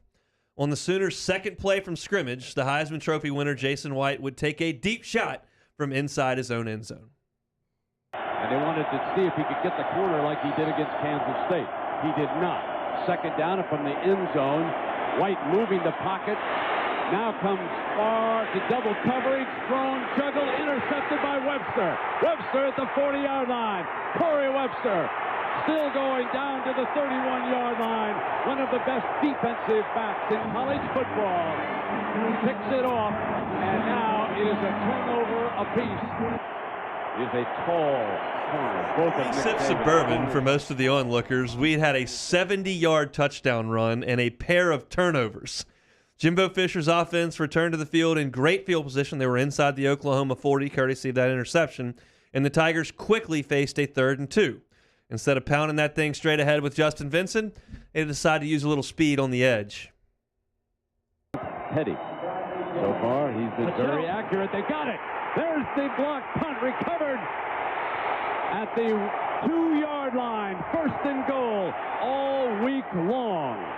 Bob Stoops himself worked here in the Superdome with his punting team. He said we can get one. He continued to preach it. And now they've given themselves an opportunity to tie this football game. They don't Obviously not right. We had Skylar Green scored a touchdown around the right edge, 7-0 Tigers. And I'd say the LSU faithful assembled in Tigers in the Superdome could exhale, but it wasn't a night for exhales in the Superdome. Both defenses would really settle in after that touchdown by LSU. The rest of the fourth quarter featured 4 punts and just 3 third downs by all by Oklahoma. But the Sooners had only run 3 plays in LSU territory. 3 more punts followed open. No, I'm way off here. We got, let's see. I'll get there. Let's see. All right. So we had the touchdown by Skylar Green, and it was 7-0 Tigers. Then we had a blocked punt by Oklahoma that put the Sooners on the 3-yard line. They would punch it in to tie the game at 7-7. So, first and goal, Sooners from the 3. They would score. It was 7-7. The Tiger offense found a groove after the defense has settled in. Mauk hit Devery Henderson for 21 yards. Then Clayton, 8 more. Justin Vincent then shoot up 13 yards, and LSU was in Oklahoma territory. It was a big third down for LSU. He found David Jones, the tight end, for 15 yards. 2 plays later, the 13-13 mark for you guys. Is that where we are? LSU would take the lead back. He has put the new standard up for LSU. Here he comes again. Still on his feet. Touchdown, Vincent. Amazing performance. First, he breaks open the SEC title game with that 87-yarder, and now he bolts LSU ahead here with a splendid 18-yard touchdown run. Vincent was over 100 yards for the game. The Tigers held a 14-7 lead with 14:21 to play in the half. On OU's ensuing possession, they would go 3 and out. A huge third down sack by Marquise Hill forced a punt from the Sooner end zone that Skylar Green fair caught at midfield. LSU had 2 minutes and 10 seconds before the half to pad the lead, but they would not do so. That is a hands-on defensive coach who pretty much leaves Jimbo away after they go over the base game plan. Now Mock is back, fires downfield, Clayton overthrown, picked off at the 15-yard line. And Antonio Perkins is out of bounds after the interception. And he's a fast. So the Tigers headed to the tunnel to a roar from its home state crowd. They were 30 minutes away from a championship. While Oklahoma's offense was the most talked about unit in the 2003 college football season, it was LSU's defense that proved to be the nation's best unit. Sit down, Matt Leinart and Reggie Bush. No one is talking about you right now. Nick Saban and Will Muschamp had molded an oppressive defensive unit, absolutely mauling great college quarterbacks like Eli Manning and David Green all season long. Jason White was their biggest challenge of the year, and they answered it in spades, or maybe spears. We saw that in the second snap of the second half. Second down and 13 for our Heisman Trophy winner.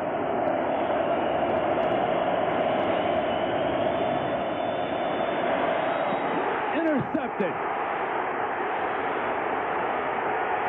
And LSU has scored on the Marcus Spears interception, the second play of the second half, and suddenly the Sooners are down 2 touchdowns. Dome was up for grabs at that point. Suddenly the Tigers were in total control. LSU's defense was still imposing its will on Oklahoma. A big-time grounding call on a Lionel Turner blitz forced another Sooner punt on the next drive. LSU took over, marched right down the field, all the way down to the Sooner 5-yard line. It was first and goal. LSU up 14. Vincent was stuffed on first down. Then Mauk got sacked on consecutive snaps to force a 27-yard field goal from Ryan Gode, which was good, but LSU held on the play. That pushed the ball back to the 35-yard line, which would have been a 52-yard field goal try. Nick Saban sent the unit out there with no intention of giving the ball to Oklahoma in great field position. So he entrusted a man who would one day become one of the top 7 salespeople at Guarantee Media, Mr. Blaine Besh, to take control. It's a fake. They throw out of it, and wide open is David Jones. Can you believe it? That's why they were taking so much time. What a play. And they pulled a fake field goal. Besh's pass was right on the money. It was like 6 yards to an uncovered tight end, but it was right on the numbers. Jones would run it down to the Oklahoma 3, which is where the Sooners would take over because it was 4th and goal. Oklahoma would go 3 and out. They would punt. And as we turned for home in the 4th quarter, LSU had the football in Oklahoma territory in a 21-7 lead. Oklahoma's only touchdown drive to that point was all of 3 yards. But the one thing that could not happen for LSU did happen on the first play of the 4th. Up by a blocked punt, which was recovered inside the 5-yard line. This is 4 plays to get it in. Now Mock standing tall, fires intercepted. Bad decision on his part. Picked off now by Brodney Poole. And Poole, looking for somebody to lateral to, finally takes it down inside the 30-yard line. That's his 7th interception of the season. He leads the OU defense. And finally, a spark for Oklahoma. That spark would lead to a 9-play, 31-yard touchdown drive capped with another 1-yard plunge from Kewan Jones. It was 21-14 Tigers with 11 minutes to play. LSU couldn't get a first down on its next possession, punting the ball back into White's hands, and the pressure squarely was on the plate of the Tiger defense. But the Tiger defense did stand tall. It forced a quick 3-and-out. LSU's offense followed more of the same, another 3-and-out. The clock did tick, and as Oklahoma got the ball back, there were just 5 minutes and 45 seconds left, Tigers up 7. The Sooners set sail from their own 39-yard line. After 6 snaps, Oklahoma had picked up 3 first downs and were at the LSU 24, where they took a timeout. On 3rd and 5 from the 19, LSU was called for pass interference. So 1st and 10 Oklahoma from the 12-yard line inside 4 minutes to play. First down incomplete. Second down incomplete. Third down. Oklahoma dialed up a play that Florida and Ole Miss had burned LSU's defense on for touchdowns earlier in the year, but it didn't quite work. Reynolds goes far out to the left side of the formation. White fires on the slant, incomplete to Clayton, and a penalty flag flies at Webster again.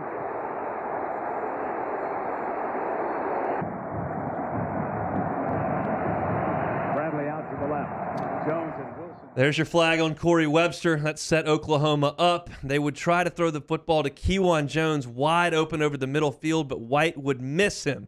It would be 4th and 10 from the 12 with 2:52 left. We're at 30-53 here, if that's where y'all are, and that's where 4th down and 10 from the 12 would show up. White checking the sideline one final time. Blitz shows, and here it comes. White steps away, slide step, deflected, incomplete. On the ground, it was close, real close. Clayton on the dive, coming from behind, but the officials were right there on top of it. And just like that, LSU was 151 seconds away from glory, but it would not be easy. LSU would take over on downs and attempt to run the clock out. 2 Vincent carries were stopped short, and it was 3rd and 4. Jimbo Fisher decided to try to pick up the first down, but Malk's pass was broken up, stopping the clock with 2 minutes and 15 seconds to play. LSU would have to punt it back, and the defense would have to hold one more time. Cementing its legacy as one of the great defenses of all time, that's exactly what it would do. White's first 3 passes fell incomplete, and it was 4th and 10. There was no chance this unit was going to sit back and wait on Oklahoma. They were going to bring the heat. They're coming. Delayed blitz has got him at the 40-yard line. Linebacker Lionel Turner did not come on the snap. They decided to come with the delayed blitz. Jason White thought he had the comfort of a 4-man rush. He should know better. Nick Saban in a crucial situation is never going to sit on the 4. He's coming with the 5 or the 6. And here came the linebacker right up the gap, and he bore into the quarterback. That will just about do it. LSU's offense would run 3 plays, which left 9 seconds on the clock. LSU called timeout. Most of the people draped in purple and gold that night had never seen the Tigers reach the top of the college football world. Some, like my dad, were far too young to remember. So it was a lifetime in waiting for the state of Louisiana. Having 9 seconds tick away while Donnie Jones' punt trickled out of bounds right on cue was really the perfect way to end the wait. Hangs it. Had an opportunity for Perkins back there at about the 21-yard line. LSU wins the BCS National Championship.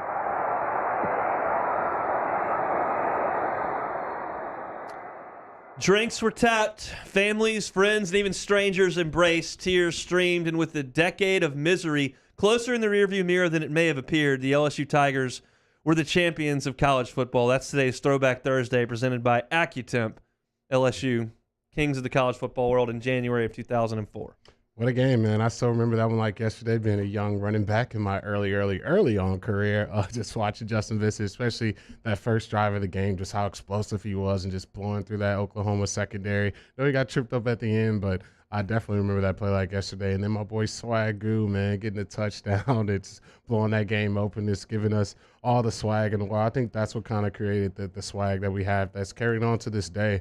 That those defenses is playing at an all-time high level. You watch Corey Webster, Jack Hunt, Travis Daniels, all those guys in that secondary. They just played sensational. And of course, Coach Saban, got to give you credit to Coach Saban, dialing up the blitzes, really shutting down a Heisman winner in that explosive Oklahoma offense. That was a very impressive performance, and that's what you got to do to win a national championship. Sure do. And it was a special, special night there in New Orleans. I want to talk about a little bit of my experience from that game. But first, we got to go to the phone lines where we will meet a man who played in that game, but not before I remind you about AccuTemp, who's brought you Throwback Thursday all season long. AccuTempBR.com. They give you service to the highest degree, and right now they've got an unbelievable deal going on. If you go and get an air conditioning unit from AccuTemp, they will throw in a hot water heater for free. That's a $1,400 value over there at AccuTemp. So go ahead, get your AC replaced. They can put a payment plan in place so you don't have to stroke one big check. They've got some great 0% deals that they've got over there as well. So look into that, and if you get a AC replacement, a free hot water heater coming with it at AccuTemp, AccuTempBR.com, service to the highest degree. Let's go to the phone lines after this. We'll talk to somebody who was on the field that night in the Superdome. It's Hunt and Hill. Serving up the latest from the sports world. It's Hunt and Hill. In times of need, get a full list of phone numbers, websites, and other important emergency information on the Demco Stormwatch page at 1045ESPN.com. There might be a chill in the air this time of year, but you can always warm your soul at Calandro's Supermarket, 2 locations in Baton Rouge. Government or Perkins at Seagan, best selection of whiskey in Baton Rouge. All the bourbons, the scotches, all the great craft whiskeys that you can find available at either location of Calandro's Supermarket. They'll warm you from the inside. You can find those rare whiskeys, the single barrel bourbons, and a whole lot more at either location of Calandro's Supermarket. Every child has a story. For many, that means change. Healthcare needs don't stop. Cancer, accidents, injuries, and heart disease are relentless. So we are relentlessly innovating to keep you safe, both virtually and in person, connecting you with providers remotely, advancing clinical spaces, providing rapid and accurate testing, social distancing, and certified cleaning protocols. We are Auctioner, and we will not slow down. Auctioner Health, innovating healthcare. If you're in an accident, a car accident, a slip and fall where you're injured, you need to call an attorney. The defendant insurance company, it's their goal to close the case as quickly as possible and pay out the least amount of money as possible. That's why it's important to call an attorney and call the law offices of O.C. Brown. At the law office of O.C. Brown, we're a family-owned firm. We want to be your law firm for a lifetime. Starting in 1974, Central Plumbing has served Baton Rouge and surrounding areas for all of their plumbing needs. Through these tough and trying times, we want you to remember that the Payne family is here to continue to support and serve you. As a multi-generational business, there is no job that is too big or too small. Residential, commercial, industrial, hospitality, we're here for anything you need.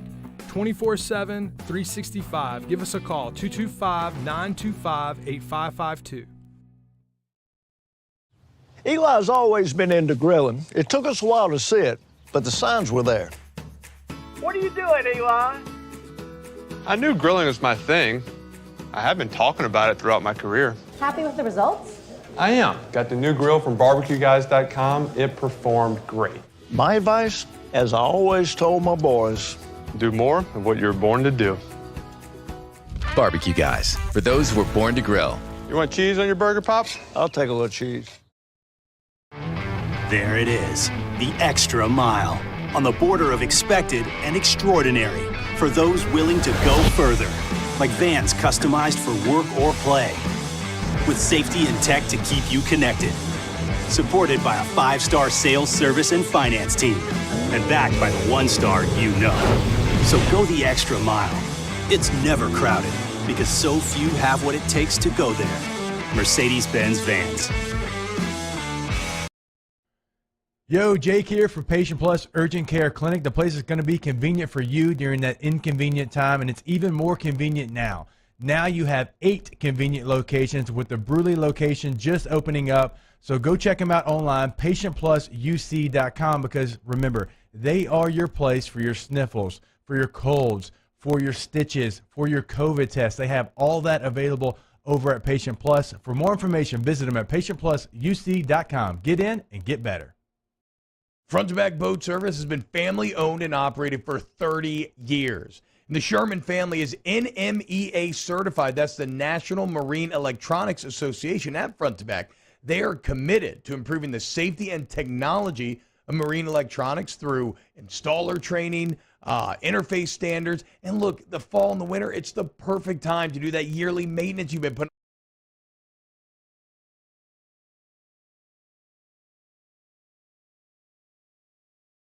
Football watch party, oyster and beer specials all night long.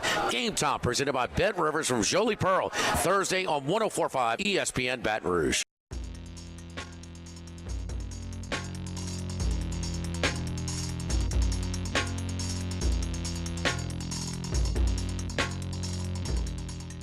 This is Hunt and Hill on 104.5 ESPN Baton Rouge.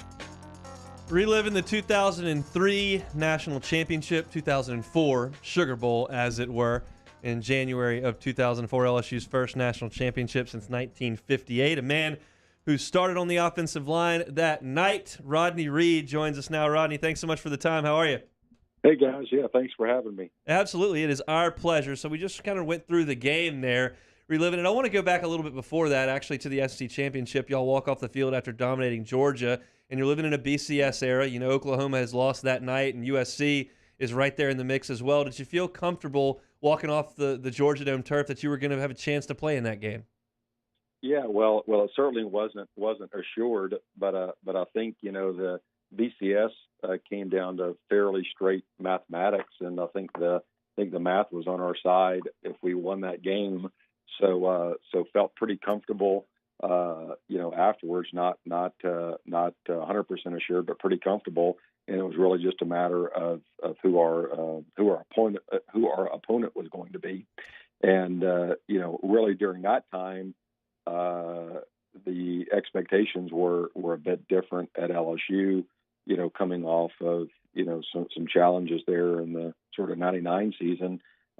You know, in 2003, going into the year, there really wasn't that expectation. So I guess on the flip side, certainly you wanted to be able to compete for national championship and play in that BCS game. But on the flip side, there was still a Rose Bowl opportunity. So we felt pretty good about what we accomplished during the year, and felt fairly confident that we'd make it into the championship game. So you're a Louisiana guy, West Monroe. What was that month like as an LSU player, knowing that you were going to be able to play for the national championship on the carpet of the Superdome, where you'd played for a state championship as well?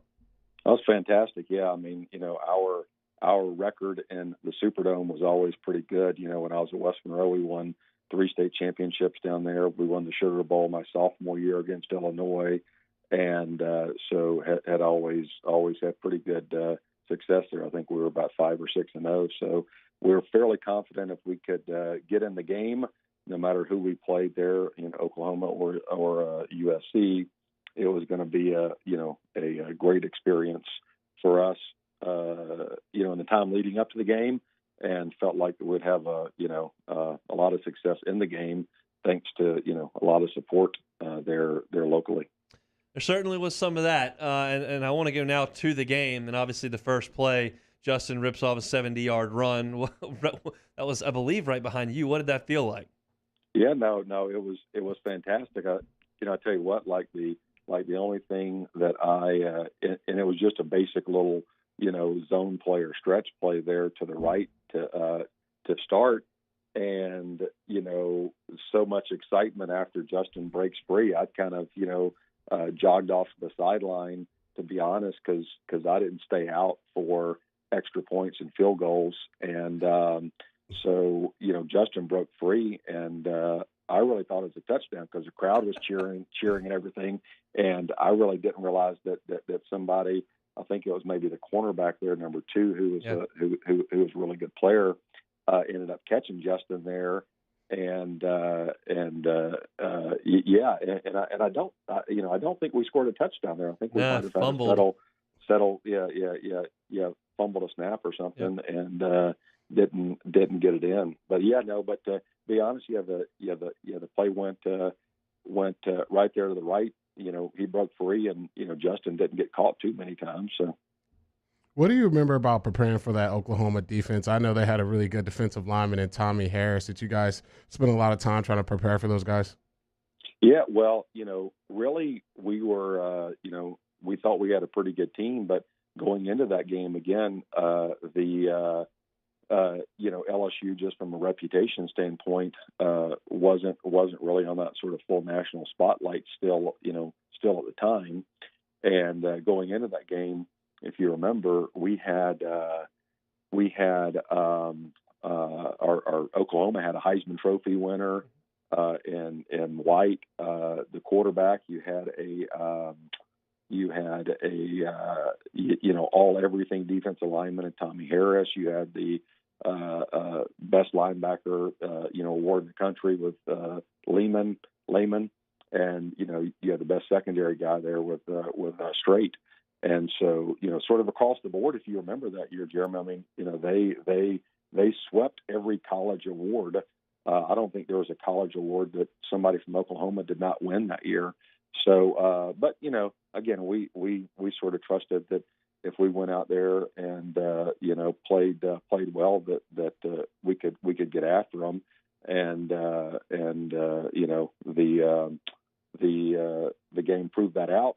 I just wish that the score was a little bit more, because living in Texas now, there's a lot of Oklahoma folks over there say, "Oh, it was a close game, 21-14." It's like, yeah, but I think we kind of dominated most of the game, quite frankly. For sure, that was actually the case. What were your emotions like when Marcus Spears stepped in front of that ball, the second play of the second half, and gave you a 21-7 lead? Oh yeah, really at that point, considering two things. One, the defense that we had at the time. Oklahoma was really going to struggle, coming back, and then we had really run the football very well in the second half of that year, leading up to that game, and rushed the ball fairly well that game. So the combination of being able to, take some air out of the clock, as well as a really solid defense, put us in a good spot there. Chatting with Rodney Reed, LSU offensive lineman, 2000 to 2003, member of the national championship squad, on a Throwback Thursday here. A lot's been made over the last few years about the staff that y'all had there, with obviously Nick Saban at the top. You had Will Muschamp, you had Jimbo Fisher, you had Kirby Smart, Derek Dooley was on that staff. Just a lot of guys who have gone on to be big names over the last 20 years in college football. Did you have a sense, obviously you couldn't know anything like that, but did you really feel like this was a staff that was as good as anybody in the country? Absolutely, and that's what I always say when all these guys have gone off and had great success. At the time, even when Coach Saban came in, he was, a little bit better than a 500 coach there at Michigan State, and obviously has, turned into, probably the best football coach of all time. And really, just with that group there, if you think about, you had Jimbo Fisher and Will Muschamp and Derek Dooley and just sort of, across the board. I mean, even a couple of graduate assistants that we had. Adam Gase ended up being head coach in the NFL. Freddie Kitchens ended up being head coach in the NFL. Throughout the entire organization, including the school administration, with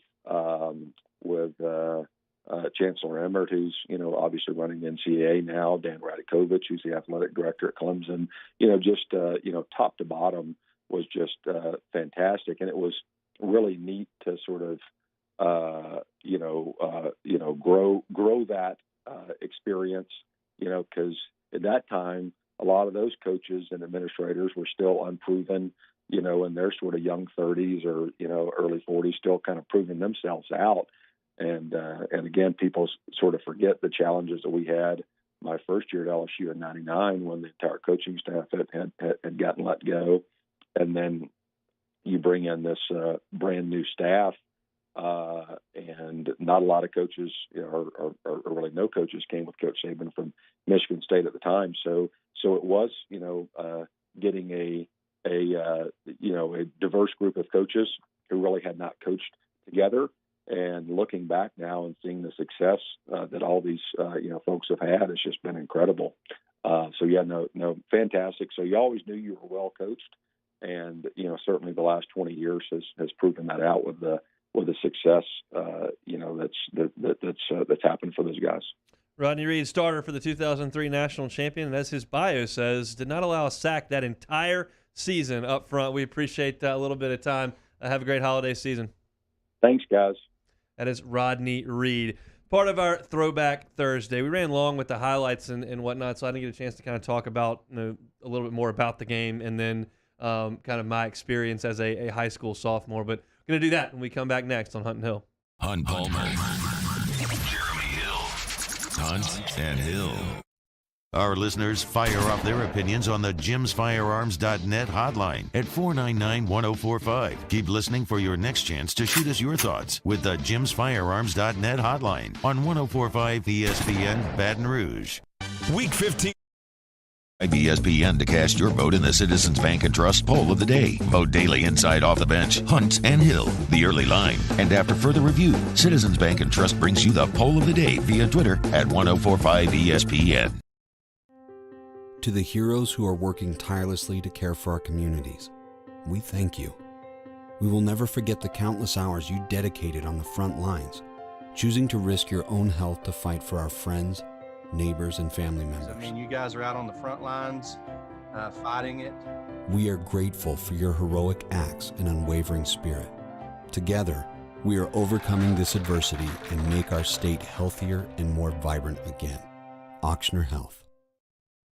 Tonight, we invite you to celebrate life, wherever and whenever you can, understanding that time is never on our side. Instead, gather up your friends tonight and share a few stories and laughs over a good bottle of wine. Or maybe a family meal that gives everyone a chance to reconnect and remember what's really important, whether it's for a birthday, an anniversary, or simply to remind someone special that they are loved. Rafino's, where Louisiana comes to celebrate life. I've been doing business with Luba for 25 years. They're dependable, trustworthy. It's just the attention to detail with our clients. Our folks have years and years of experience. They're highly trained professionals. But many companies have that asset. What I'd like to think makes Luba a bit different is that we use those talents in a way that truly is dedicated to serving the needs of the folks who depend on us. At All-Star Toyota, you get it all. If you're in the market for an all-new Toyota vehicle, come see our friendly and knowledgeable sales team at All-Star Toyota. Located in Baton Rouge at the corner of Airline and Goodwood, we've been serving our community since 2005 by offering a large selection of new Toyota cars, trucks, and SUVs. Get behind the wheel of your dream car and take a test drive at All-Star Toyota today. Are you a licensed contractor? There's lots of good contractors in Louisiana doing work the right way, but unfortunately, too many unlicensed contractors are working outside the licensing requirements. Working as a contractor in Louisiana requires a license for the company doing the work. The Louisiana State Licensing Board for Contractors wants to help you get licensed to allow you to conduct work legally. It's not difficult to get the license. We can help you. Go to lacontractor.org for more information. Licensed contractors, it's the law.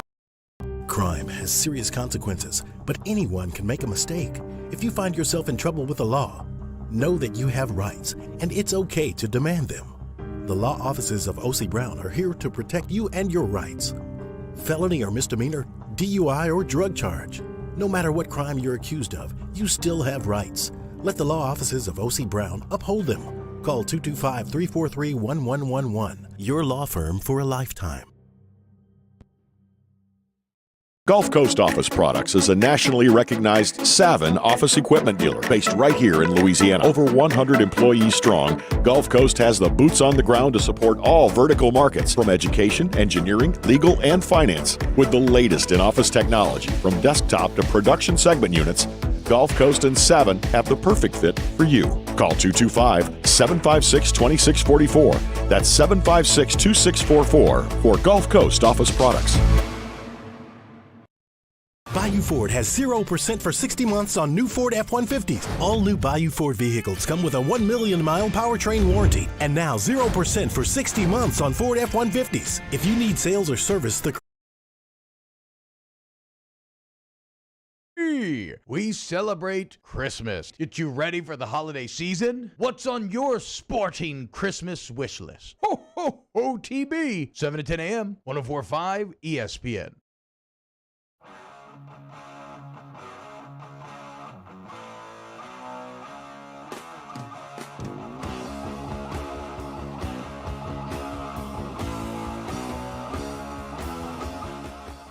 Hunt and Hill, 104.5 ESPN Baton Rouge. Thanks so much for Rodney Reed for jumping aboard for a Throwback Thursday presented by AccuTemp, AccuTempBR.com for all your AC, electrical, and plumbing needs. I wanted to go back, Jeremy, and kind of talk about that night in the Dome because it's never going to get better than that. Look, the 2019 season is the best ever, and I don't think we'll see a team better than that. I mean, if we do, it'll be something else. But the first time for all these people can't be overstated. It's just like the Cubs, not that anybody around here cares about it, but all the stories that came out when the Cubs won of grandparents watching with grandkids and with sons and dads and daughters and, people wishing that their parents had been there who died too early, had been Cubs fans forever. The first one's always the most important. And for some people, they remember 58, but most people did not. And so that was really the first one after the 90s where LSU was, for the most part, an absolute doormat. And to have it rise that quickly and to get to be in the Superdome that night, I was a high school sophomore and was lucky enough to be in there. And it is just one I will never, ever forget. It's, my story is a little bit interesting. So I was in high school, and there was a rule that if you didn't go to school, you couldn't play in a game that day. Mm-hmm. That's the rule.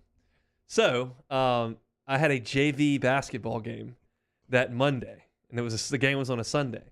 So I was going to have to go to school to play in the JV game. That's how seriously that I took sports and that my dad took sports. So we got tickets to the game, and he wasn't going to drive back all night, and we weren't going to get a hotel.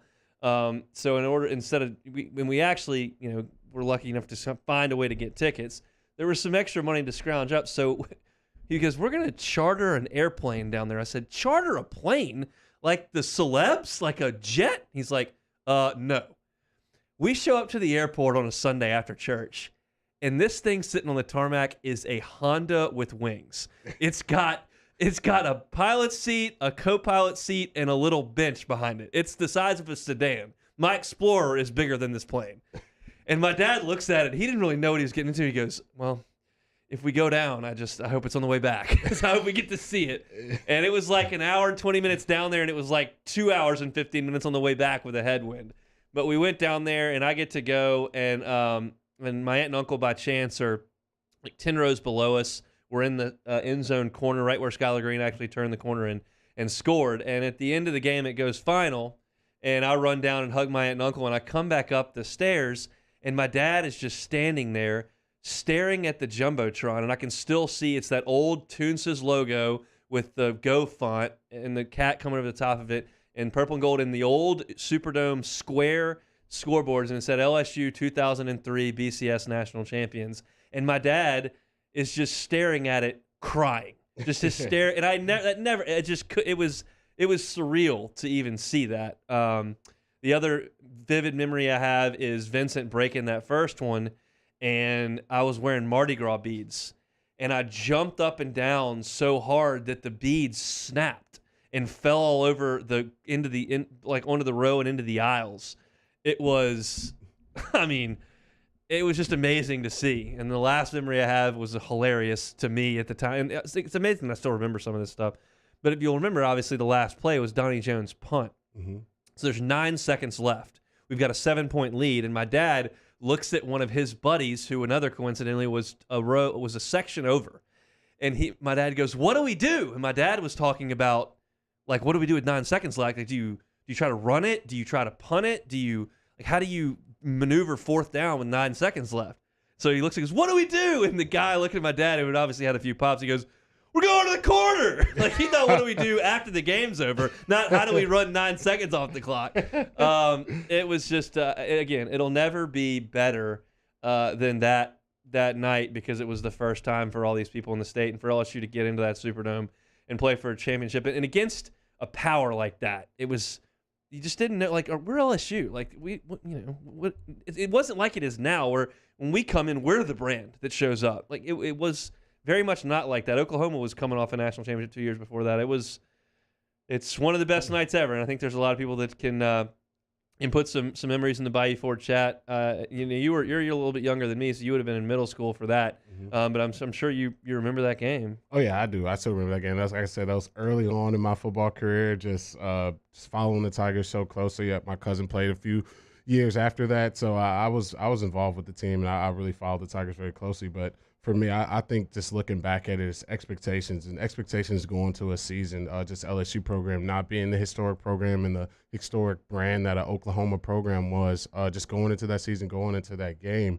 You would think Oklahoma, with all the talent and award winners they had on that roster, that they would probably walk through that game and win that game. But you kind of saw what Coach Saban built, and it was a very, very great program, a lot of talent, a lot of players that went on to do great things on the football field and outside of football. So just a great startup for our program that turned it into the blue blood that we see that it is today, and a reason why you can go get a Notre Dame head coach and come down to Baton Rouge. Just was all of those things that got started in 2003. So it's crazy how things kind of come full circle. We got back to Shreveport. I didn't go to bed till about 5:30, and I was able to school started at 7:45. Got back to school at 8:45, and we played in that JV basketball game. Some great memories of LSU and Oklahoma. That is today's Throwback Thursday. Again, I want to remind you, AccuTemp has a deal going on right now. If you buy an air conditioning unit from AccuTemp, they will give you a free water heater right there, $1,500 value for you if you decide to make that call. AccuTempBR.com. They give you service to the highest degree. Let's take one more time out. Come back. Close out a Thursday edition of Hunt and Hill. This is Hunt and Hill on 104.5 ESPN Baton Rouge. What a deal with Brake Medics right now. Go to BrakeMedics.com, and they've got some awesome new deals for you with their special grand opening holiday price. For most vehicles, they can change one axle for $199. For the whole thing, front and rear, $379. Not just pads. You're talking about pads, rotors, all the way around with a 24 months. That's a 2-year, 24,000-mile nationwide warranty. And the most important thing, they come to you to do it. Brake repair anywhere. They will come to your home. They will come to your place of work. They will service, change your brakes. Everybody's going to be driving a bunch for the holidays. You're going to put your car on the road with your family in it. You want to be sure your brakes are in good shape. Go to BrakeMedics.com and make sure that everything is on the up and up. Yeah, all you got to do is go to their website for a free quote today. You go to their website, you put your make, model, the year of your vehicle, and whatever brake symptoms your vehicle may be dealing with. They'll have all the options on the website for you to fill out. You put your name, email, and phone number, and BrakeMedics.com will get back to you today with a free quote. They can come to your home. They can come to your office. No catching rides, no waiting rooms, no traffic. It's Brake Medics at BrakeMedics.com. We make house calls. We opened up the playbook and expanded our coverage. Listen daily in high definition on 98.1 HD2. We are 104.5 ESPN Baton Rouge. Why are massages at the relaxation? A mile on the border of expected and extraordinary for those willing to go further, like vans customized for work or play, with safety and tech to keep you connected, supported by a 5-star sales, service, and finance team, and backed by the 1-star you know. So go the extra mile. It's never crowded because so few have what it takes to go there. Mercedes-Benz Vans.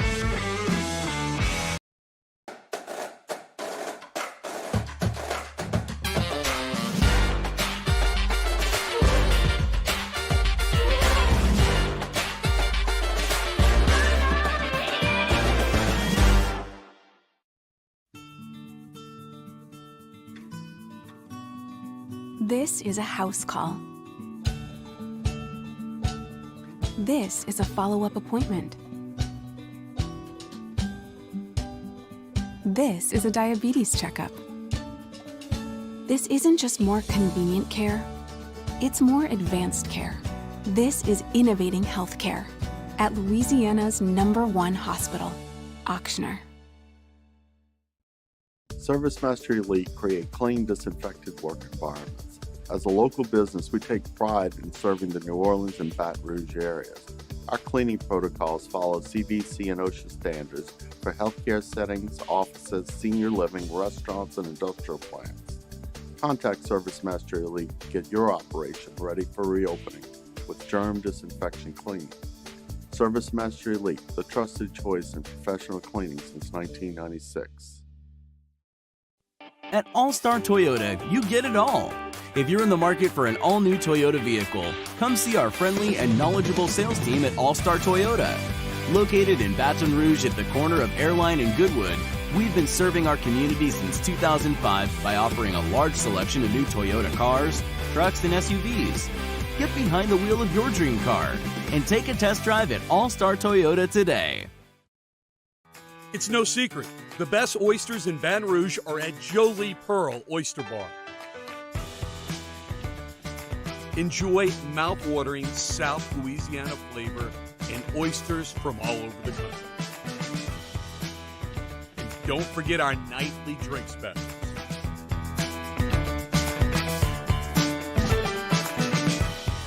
Jolie Pearl Oyster Bar, located in downtown Baton Rouge. Gulf Coast Bank and Trust is giving our customers the power to bank anywhere, anytime during this challenging event. And we're right there with you. Our mobile banking app is a smart way to manage your money and time. Gulf Coast Bank and Trust, the bank that cares about.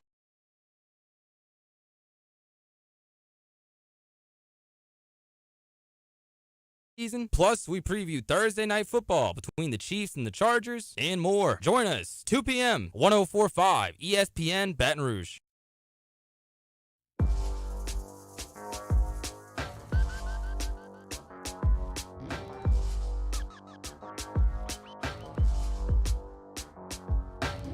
Hunt and Hill, 104.5 ESPN Baton Rouge. Back to close out a Thursday edition of Hunt and Hill. If you're just checking in with us, some significant news on LSU's front in the transfer portal. Miles Brennan headed back to LSU. He will not be playing in the Texas Bowl, but he will be on the team next year. Also of note, Miles Frazier, the offensive lineman from FIU, picked LSU over Florida State and Ohio State. He will be coming to join the LSU offensive line out of the transfer portal. Trey Palmer, cousin Trey, has entered the transfer portal. Looks like he might be on the way out. Sure, probably a lot more to come, and we'll keep you posted on all that as it happens. Do some take it or leave it. Let's do it. Let's do it. All righty. My boy Urban Meyer, he was rumored to have kicked his own kicker. That sounds like a Sean Payton move, but Josh Lambo in the preseason, you taking or leaving NFL coaches kicking their own kicker? They're not making kicks. Sean Payton probably does it twice a day. I'm probably going to leave that, but that'll dovetail into my take it or leave it. Urban Meyer will never be a head coach again. Take it or leave it. I will take that. I'll take it. What? Okay, I'll take it on the NFL level. He will never go to the NFL again. Now, one of these schools, like maybe Bowling Green or something like that, give him a job if he wants to coach. I could see that possibly happen, but the NFL level, no way. This dude has been on a tear like I've never seen it, just doing whatever the heck he wants. Screw the team, paying back to Jacksonville. I'm going to stay up here in Columbus and go out with some college kids. Like, what are we doing there? I've been like, what are we He should have stuck with TV. I mean, that was never going to work. It's ridiculous. It was never going to work. Yeah, that's just bad. All right, my boy Tom Brady, he's about to start signing some NIL deals with college athletes by starting his own apparel line. Are you taking this as a good move for college athletes? Yeah, I think that's fine. I think I'll take it. I mean, it's good when it's things like that. If you're throwing around seven figures to kids who may or may not be able to play just so you can recruit them, it's just a lot for my brain to process. We talked about it all day yesterday. I'll get there, I'm sure, and things will be normal at some point. And there's probably a point where the market levels and you don't just throw cash at every single person. But it's just it's something that I'm going to have to get used to. It's very, very different. All-pro receiver DeAndre Hopkins is going to miss the rest of the regular season with a knee injury. Taking or leaving, the Cardinals can still win the West with him out of the lineup. Oh, I'm gonna have to leave that. I like my Rams in that one. I like my Rams. I think you lose Hopkins. That's their offense, man. He creates all the other open opportunities for their other receivers. Especially if you look at him, it's DeAndre and like another 2 or 3s on that roster. So you take him out, you can put some more attention to some of those other receivers. I think it's going to be tough for the Cards to finish this thing out and win out. That's pretty much what I think they'll probably have to do. So I'm gonna leave that one. I think losing him is a big blow for the Cardinals. All right, we got here the Baylor Bears. They're the 4th #1 team in the country in the past 4 weeks in college hoops. Are you taking or leaving the Baylor Bears? Are the actual #1 team in the country? I'll leave it. I mean, I just think there's a lot of parity. There's not anyone that I'm looking at going, I don't know how anyone's going to beat them, because basically everybody's taking losses. I mean, I think Gonzaga is great. I think UCLA's got a really good team. I think Baylor's good. Purdue is excellent. I think that Duke has got some guys that are really tough to guard. I think there's a lot of good teams. The SEC's got 4 or 5 teams that are very, very good. So, I think Baylor could be the number 1 team in the country, but if you're making me pick one, I'm not going to do it. I think it's that wide open, so I would have to leave that. Last one, trade talk for Ben Simmons starting to heat up. You taking or leaving, he's going to get traded. I'll take it. I think for the Sixers, I think for all parties on this one, they're ready to move on. The Sixers could definitely use some of the talent they'll get back from that trade, especially on this roster with Joel Embiid being one of the better big men in the NBA right now. So I see Ben Simmons being moved. I know when it was hot really before the season, I knew it could possibly never get done then, especially when everyone knowing he's supposed to get moved. So, but I think for all sides, I think they got to find a way to get this thing done, especially before the trade deadline in February. All right, you hinted at it early in the show, but we'll go back to it here. Chiefs are at the Chargers tonight. That is a 6:20 kick our time on Fox and the NFL Network. Chiefs kind of surging a little bit. They are a 3-point choice in that game. Who you got on the number there? Yeah, I got the Chiefs. They're getting the 3 points, or they got to cover the 3? They're laying 3 on the road. Okay, they're laying 3. Well, I'll still take it. I'll still take the road favorites, I should say. I'll take it. I'll take the Chiefs there. They've just been playing too well. Their defense is playing too well. And the Chargers up and down play. I know Justin's been heating up lately, but got to take the Chiefs in that one. Give me the Chargers. I will take the points at home. Should be a raucous crowd in Los Angeles tonight, or not, because they don't really have those. They don't have many fans, and they got a stadium that seats about 13, not 1,000, just humans. That's going to do it for a Thursday edition of Hunt and Hill. We started things off with Miles Brennan's return to LSU. Talked a little bit about Eli Licks entering the portal as well and headed to Tuscaloosa, some NFL chalk. And ended the first hour with some fun. The Pelicans buzzer beater last night after it appeared they had been buzzer beatered to tie the game up there in Oklahoma City. Got both calls on the air. Very, very fun. And the second hour pretty much devoted to Throwback Thursday, LSU's 2003 national championship team. The 2004 victory over the Oklahoma Sooners. Rodney Reed jumped aboard to chat with us, so we appreciate that. Matt's going to drive you home 3 to 6 on AFR. Jimmy Yacht's Game Time from 6 to 8. The boys of the early line coming up next. Thanks so much to